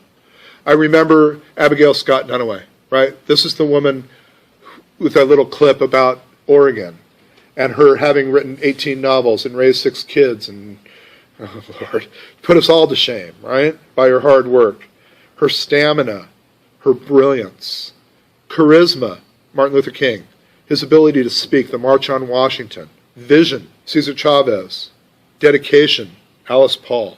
These are all evidence of successful interest group leaders because they have these characteristics. I would argue, if you look at the civil rights groups under question, if you're looking at their effectiveness, they didn't all have size. They didn't all have degree of unity. They didn't all have great organization. And for heaven's sakes, they all didn't have money. What they did have was good leadership. And that'll make you effective as well. Well-defined goals are another important element of the effectiveness of interest groups. If an interest group has well-defined goals, it will be effective. If they're poorly defined, as mentioned above in the Council of La Raza, then they tend to go rudderless. Well-defined goals give direction to activities and focus to activities. I give you, for example, the NAACP and their mission statement. I promised that I would come back to them, right? This is a racial-based interest group, the National Association for the Advancement of Colored People. But if you look at their mission statement, it's not specifically race-based, but it does address racial discrimination. So we're looking at well-defined goals. The mission is to ensure the political, educational, social, and economic equality of rights of all persons and to eliminate racial hatred and racial discrimination. The vision of the NAACP is to ensure a society in which all individuals have equal rights and there is no racial hatred or racial discrimination. The mission is clear. The vision is clear. It's easy to get behind this, and that gives direction to their activities. Looking at the roles that interest groups play in a pluralistic society, I would argue these 5. Representation, preparation, education, agenda building, and program monitoring. So representation means that the interest group articulates their members' concerns, presenting them directly and forcefully in a political forum. The photograph on this slide shows the 7 heads of the big tobacco companies testifying before Congress in 1962. This is a fairly famous testimony that was echoed again in 1994 when the heads of these companies were asked if they thought nicotine was addictive or if tobacco was addictive. And one by one, they were put to the gun, held their feet to the fire, and they said, no, they don't believe that nicotine is addictive, that tobacco is addictive. And so they are articulating their concerns forcefully in a political forum. They are representing their constituents' voices. In this instance, their constituents are their companies. Preparation. Organizations prepare their members to present the organization's agenda by providing them information via newsletters, websites, and emails. So to prepare their members to go out and argue for the interest group's behalf. So does anybody in here belong to an interest group? One person. Okay, two persons. So do you mind if I ask? National Head Start, so an educational organization. PETA, the People for the Ethical Treatment of Animals. Very powerful, very useful one. Anybody else? Okay, so did anybody here pay tuition to take this class? Nobody? Anybody pay tuition? Yes? Oh, good. Okay, you're not just like freeloaders. You're not just like in here. Okay, good. The reason I'm saying this is part of your fees were to pay for the Associated Students. Are you aware that there's an Associated Students organization that advocates on your behalf in the public policy making process? That you have a seat on the board of trustees of this college? That you have a representative who works on your behalf to address issues that you might be interested in? Is anybody in here in AS? I did this once in class, and I actually had a senator, and I kind of held her to account. Has anybody heard of the Associated Students? 1, 2 people, 3, 4, 5, 6, maybe. Okay. So where they may be failing is that you guys, you have 30, 40 wonderful potential advocates here.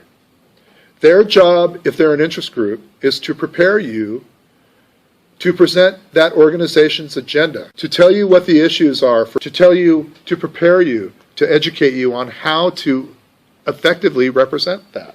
Interest groups provide education to policy makers, bureaucracy, civil leaders, and the general public. So this isn't to educate necessarily their constituents. That's preparation. Preparing their members to present the organization's agenda is part of educating the policymakers, bureaucrats, civil leaders, and the general public. So the AS would prepare you to go out and educate them.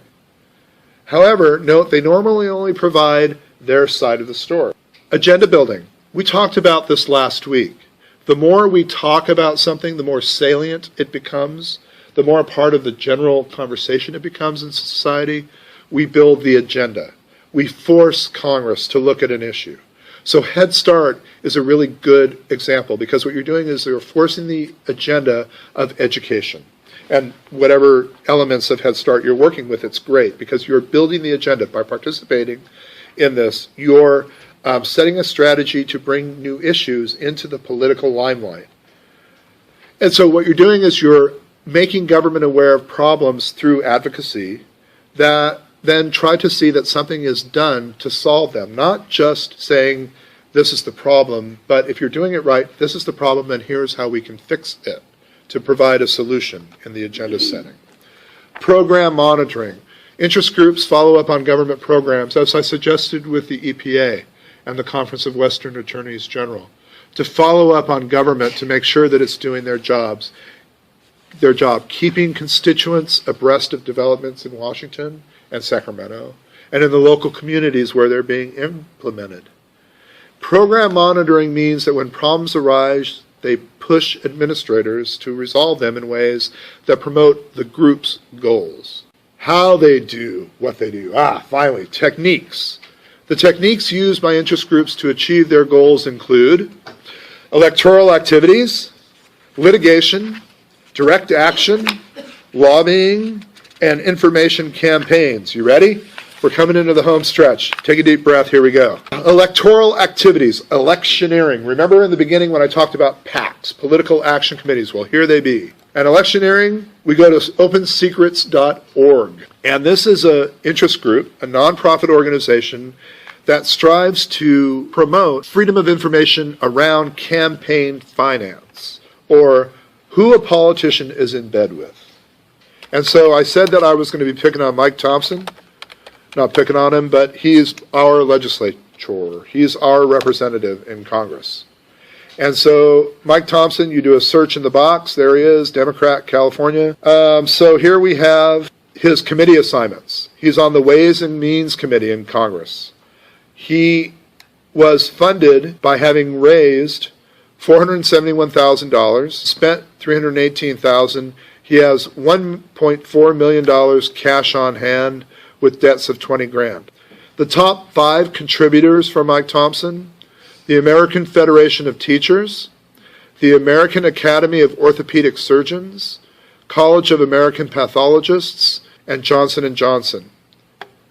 The top 5 industries: health professionals, wine, beer and liquor, insurance, electrical utilities, and pharmaceuticals healthcare products. And then finally, the cycle of source funding from individual contributions, small individual contributions, large individual contributions, PACs, candidate self-financing, and other.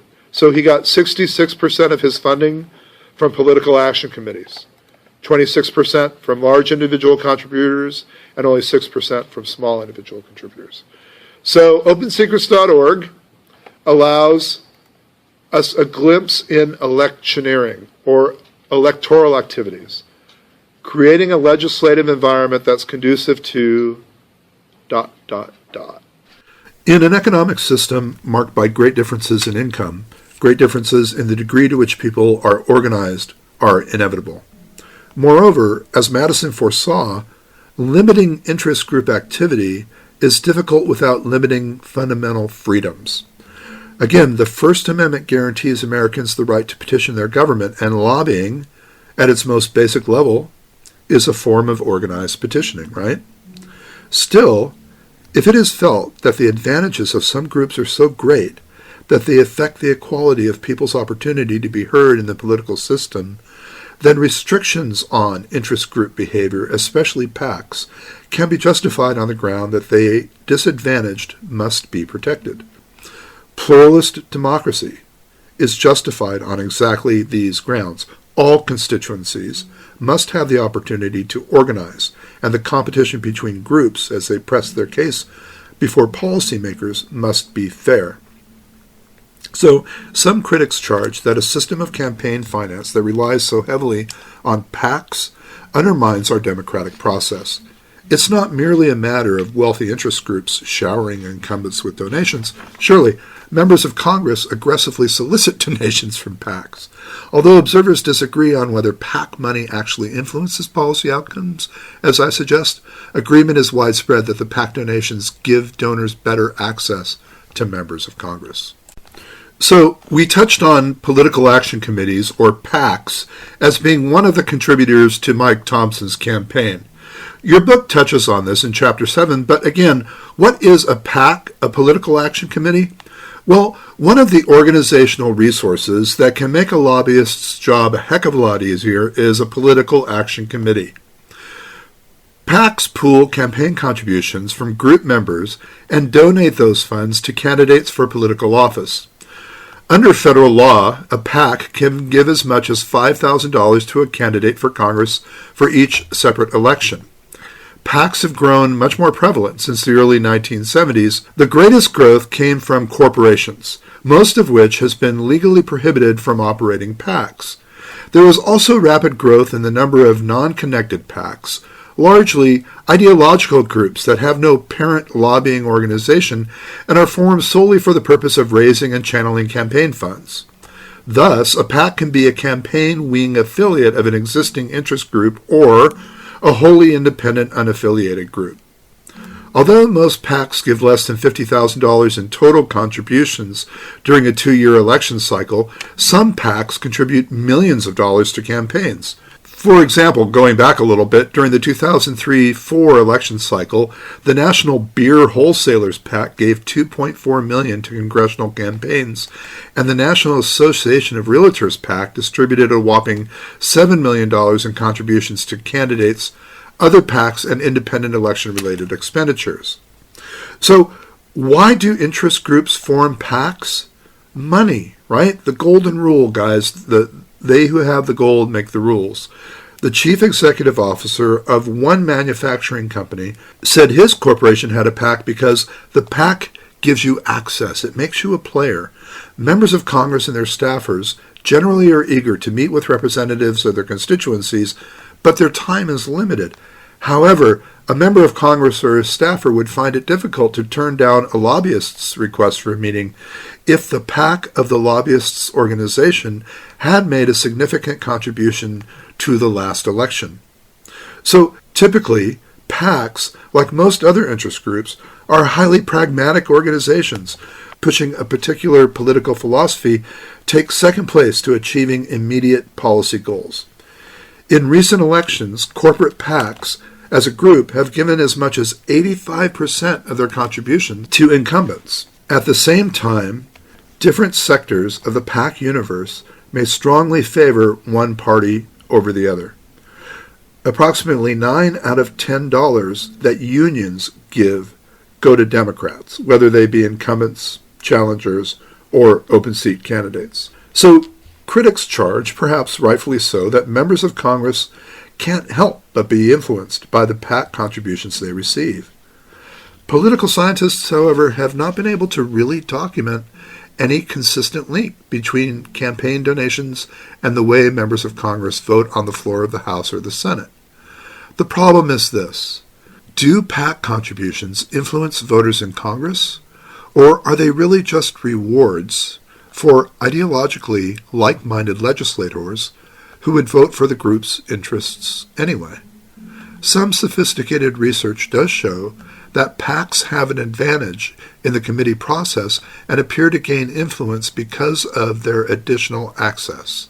Whatever the research shows, it's clear that the American public sees PACs as a means of securing privileges for those sectors of society with the resources to purchase access to Congress. But in a democracy, influence should not be a function of money. Some citizens have little to give, yet their interests need to be protected. From this perspective, the issue is then political equality. So strong arguments can be made for retaining PACs, right? They offer a means for people to participate in the political system. They allow small givers to pool their resources and fight the feeling that one person can't make a lot of difference. Also, PAC defenders point out that prohibiting PACs would amount to a restriction on the freedom of political participation and political expression. Litigation. Remember when I talked about Brown versus Board of Education and litigation as a tactic for the civil rights movement prior to the March on Washington? That it was effective up until a point, and you needed then to change from de jure segregation to de facto segregation? Litigation was the tactic that the American civil rights movement used up to a certain point. It means to engage in legal actions concerning the constitutionality and the means of various laws. Can you think of other examples, citing some of the interest groups that I've been yammering about tonight, that might use litigation as a tactic, like the ACLU, the American Civil Liberties Union? Right? Their job is to sue, to litigate. They don't have big education programs. They don't have big preparation programs. They litigate. That's how they're effective. Any others? The NRA, thank you. Exactly, and so, thank you. A big gun control law comes out. Congress passes it, the president signs it. Next thing you know, it's in court, right, judging the constitutionality of it. This is where the NRA is very effective. They litigate. They sue. The last one was Lopez that I talked about when we cited the Commerce Clause as an argument for gun control. It was the NRA who brought lawsuit against the federal government and caused the fall of Lopez. Excellent. Thank you. Direct action. Now we're getting to it. This embraces a wide variety of activities that you wouldn't normally think of as lobbying. But it is. Political protest. A protest or a demonstration, picketing, marching, anything designed to draw media attention. What about passive restrictions and mass demonstrations? You know my favorite example? Critical mass. Anybody hear of critical mass? Yeah, the bikes in the city on the last Friday of the month. Don't go near Justin Herman Plaza, right? Because they're going to take over Market Street. It's a mass demonstration. It's a direct action. They're trying to draw attention to the need for more bicycle-friendly legislation in the city. Now, as a direct action, it's effective because they do it at the same time, the same day of the month, every month. And so if you're a savvy San Franciscan, you know to stay the hell out of downtown on the last Friday of the month, right? And I use this as an example because back in the late 80s, early 90s, there was another lobbying group called ACT UP, which was the AIDS Coalition to Unleash Power. And they also had mass demonstrations, but what they did was they had die-in. Now, the problem with that is they did it like on the Golden Gate Bridge at rush hour. And so there was no warning. And so although it drew attention and it got a lot of media attention, it backfired as a protest because all it really did was piss people off. Commuters, it shut down traffic. Very effective, but it backfired because it was a negative effective. Whereas, as I suggested, critical mass, everybody knows, stay the heck away. AIDS Coalition to Unleash Power used the same tactic, but not, well, lobbying. Simple lobbying, where the term comes from, lobbying. In the Capitol in Washington, right, you have the Senate and the House. The two chambers have their own spaces on either side of the dome, right? That's what those two flat buildings are, next to the dome. And under the dome is the lobby, the Capitol lobby. And this is where people would hang out while Congress was in session, waiting for the representatives and the senators to come out of session to pounce on them, to talk to them about issue X, Y, or Z. And so they hung out in the lobby, literally, and so they were called the lobbyists, the people who hung out in the lobby. That's where the term comes. Who knew? But lobbying can be both insider and outsider. The purpose is to communicate with and to try to influence the decisions of government officials. So you and I go to Sacramento. You and I go to Washington. Literally, we hop on a bus and we go. And we stand on Mike Thompson's doorstep and we knock on the door and we say, hello, we'd like to talk to you about education. And he's going to have a nice staffling come and meet us and talk to us and maybe offer us a tour of the Capitol. And it's maybe some cookies and punch. It'll be all lovely and civilized. We'll never really see Mike Thompson. And so we're outsider lobbyists. We're lobbying from the outside. Insider lobbyists are people who've been a part of government and who use the resources and the networking they achieved while in government to cash in on their knowledge, to cash in on their wisdom, and to use that to lobby. So say you represent the NRA. Say you represent FAIR. And your job then is to watch legislation come through from its introduction to its signing, and to lobby, to influence policymakers on that issue specifically. And so you know how the system works because you've been in government, or you are a professional lobbyist, and so your job is to watch exactly this bill and watch it go through and get in there while they're creating the policy, while they're discussing the issues, and to lobby, to influence the legislatures from your constituents' perspective, from your organization's perspective. There are lobbying firms in Sacramento and Washington who are very adept at this, professional lobbying firms. Now, you can represent as many interests as you can, as your plate can hold, as long as those interests don't conflict. Watch as many pieces of legislation and influence Congress. It's expensive to hire a lobbying firm, a firm that's going to watch legislation come through and hop on every opportunity. But you know who has a lobbying firm? California State University. University of California have lobbying firms who they rely on to help them get in there and talk to the legislators throughout the legislative process. So, outsider lobby, you and me. Letter writing, knocking on doors, all well and good. Very effective insider lobbying. What's the difference? Outsider lobbying is cheap. Insider lobbying, expensive. Effectiveness, money, lobbying. Insider lobbying specifically. What else do they do? Information campaigns. Organized efforts to gain public backing to bring the group's views to the public attention, and anything related to public relations, including speakers, pamphlets, handouts, newspapers, and magazine articles. So what we've done then is to look very quickly at the techniques, including, again, electoral activities, litigation, direct action, lobbying, and information campaigns. Now, suggested in our roadmap in the beginning, why do these interest groups form? I would argue that there are constitutional freedoms. We heard Madison in Federalist 10. It's built into the process.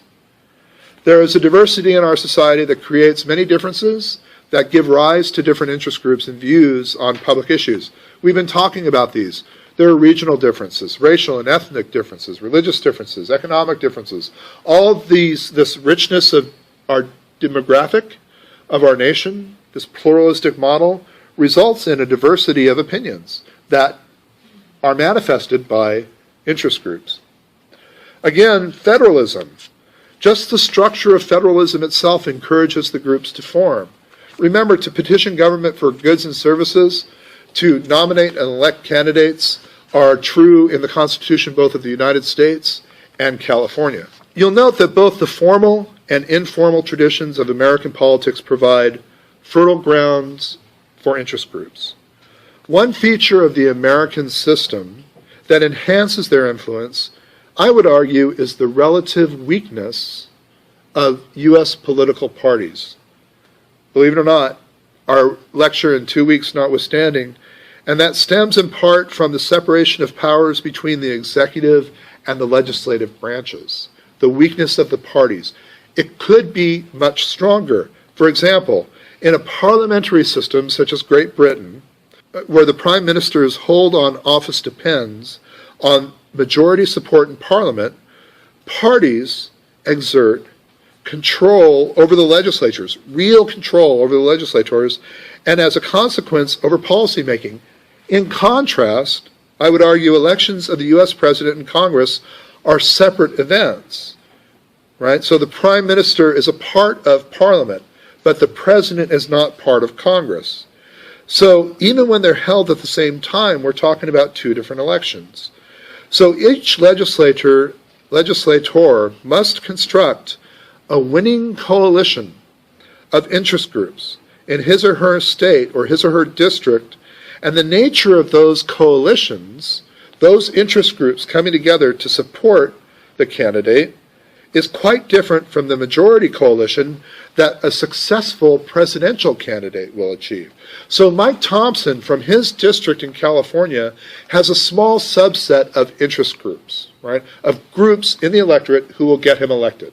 So he needs to speak to them specifically.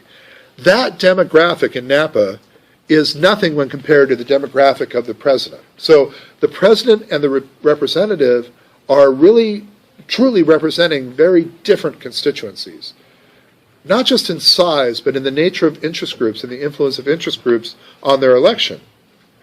So, clear evidence for this is the fact that the Congress and the presidency have been in control of opposing parties most of the time since World War II. As a consequence, neither the Democrats nor the Republicans are invariably bound to support the positions of their party's president or even their party's electoral platform. We're going to talk about this next week. When you vote for a candidate, one way to ascertain who they are is to look at their party's platform. But really, if I'm suggesting this right, the politicians, the candidates' adherence to their party platform may actually take less precedence or less importance than their adherence to the groups who got them elected. So this weak party loyalty enhances interest group influence, both during the elections, when their financial support can be critical, and afterwards when groups that supported the winning candidate became closely involved in policymaking. A crucial missing element, I would argue, in many public interest groups is the lack of genuine grassroots political organization. So I'm getting to our seminar question. When I talk about the role of pluralist theory and its effect on democratic theory, and whether it helps or hinders in our system of government. But before we turn to our seminar question, just very quickly, I would like to just go over the pros and cons of interest groups, if I may. So, the political power of group organization for the purpose of influencing government outputs can be quite strong. I think we can agree on that. Are interest groups good or bad for American democracy is a question akin to the old cliche, is the glass half empty or half full? The answer, of course, is it depends on one's perspective. Madison himself recognized that interest groups were powerful and that they could be dangerous, but he also acknowledged that factions could not be eliminated. Channeling them instead into productive devices for promoting public input was a primary challenge his generation faced in framing the government. Interest groups in America invite criticism from some circles and praise from others. What I'd like to do is list some of the primary arguments for the advantages and disadvantages of interest group activity in the U.S. political system. So let's start with the pros, okay? Many observers today sing the praises of an interest group system that advances the interests of the people. Their arguments in support of interest groups include that interest groups provide all groups in society with an opportunity to win support for their ideas and their positions. The vast number of interest groups represent a wide array of principal opinions, economic perspectives, and social class differences. By their very nature, humans seek out others who have similar ideas to their own. Joining groups and working for the interests of that group is a natural inclination of citizens and should be encouraged as a method of representation in our democracy. The right of association is a basic right protected implicitly by the First Amendment to the Constitution, which affords individuals the right to peaceably assemble. A wide array of diverse groups in society, rich and poor, urban and non-urban, male and female, gay and straight, black and white, northern and southern, liberal and conservative, potentially all may organize and attempt to influence government. The system is fair in that it gives all groups the opportunity to compete. Okay, so there's the pros. What about the cons? Well, many other observers in the U.S. political system are as critical of the power exerted by interest groups. In The Power Elite by C. Wright Mills that I referenced earlier, it characterizes interest groups as a tool of the political elite rather than a system that enables broad participation in influencing public policy. Along this line, many criticize the ability of wealthy corporations and individuals to exert disproportionate influence on government through well-financed interest group activities. Some argue that they further the influence of interest groups, being contingent on a number of factors, and that their influence may be quite limited. Other criticisms of interest groups might include the following. Use of interest groups to make public policy is unfair because groups supported by the wealthy have greater resources to promote their interests in the political system. Large corporations exist to maximize profits, right? Increasing their competitiveness. They dominate the interest group system and tend to be ruthless in advocating their policy goals. The interest group system then promotes the advancement of interests that do not always strive for the common good. The amount of interest group activity is so great, it is made difficult to get things done in government. Too many groups are operating, slowing down the policymaking process to a state of gridlock in many areas. Some argue that interest groups and their leaders are not elected, distinguishing them from the policymakers and institutions that have been constitutionally ordained, such as the Congress and the executive branch. Thus, interest group dominance of the political system is an affront to democracy. Finally, they argue interest groups work to concentrate benefits for the few while distributing the cost to the many. Looking at our seminar question, the pluralist theory holds that large groups, instead of the electorate, actually control the democratic process. Who are the large groups? And are they really grassroots? Are they really representative of the political discourse, or are they a small number of staff and some people who contribute on an annual basis? Define pluralist theory. Large groups, not the electorate, actually control the democratic process in political society, and present arguments pro and con as to whether it helps or hinders the democratic process in a constitutional republic. So, democratic process, free and competitive elections, political equality, majority rule but protection of minority rights, genuinely free press, freedom of political information, political participation, actual representation, and free evolution of political socialization.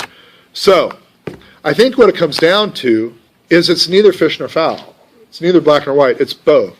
That the role of interest groups, the role of large groups, help and hinder the democratic process. So if I were to write a thesis statement, now please argue with me if you think it has absolutely no benefit or absolutely no detriment. Please make that argument, and I'll read you with great interest, and I'm sure you may even persuade me. If I were to offer an example, and you're free to use my examples in this case as in all cases, I would suggest that a thesis statement could be pluralism, as expressed in pluralist theory, is both beneficial and detrimental to the democratic process in a constitutional republic. And so, as we're wont to do, we can take this thesis statement, right, and break it down into an outline. And so paragraph 1 in your essay would be your introduction, including your thesis statement. Paragraph 2, I would argue, remember, your reader knows nothing, define pluralism and define pluralist theory. In paragraph 3, again, your reader knows nothing, what is a constitutional republic? Now, this isn't just for your reader's benefit, but as you go into the next 4 paragraphs, you'll find that defining the constitutional republic will help state your case. Then in paragraphs 4 and 5, how do they help? In paragraphs 6 and 7, how do they hinder? Right? And then in paragraph 8, to reiterate your thesis statement and conclude. So, you have the idea of pluralist theory covered. You have the democratic process through democratic theory. You have the constitutional republic. And you now have everything that you know about the hows and whys and whats and wheres of interest groups and how they participate in political society. Hopefully I've done my job right and given you enough information to write a 2.5 to 3 page essay. If not, please, as always, don't hesitate to contact me, send me an email, send me a text, whatever the case may be. I am absolutely here to help you, and I look forward to hearing from you and reading your papers. Next week, as you know, we go to a dual assignment with chapters 8 and 9 in Bards et al., Campaigns and Elections and Parties. So I'll look forward to speaking with you then. In the meantime, this is Mike Corrali with Introduction to United States Government Online. Thank you for being here today. Thank you for your patience. I'll see you next week. Bye.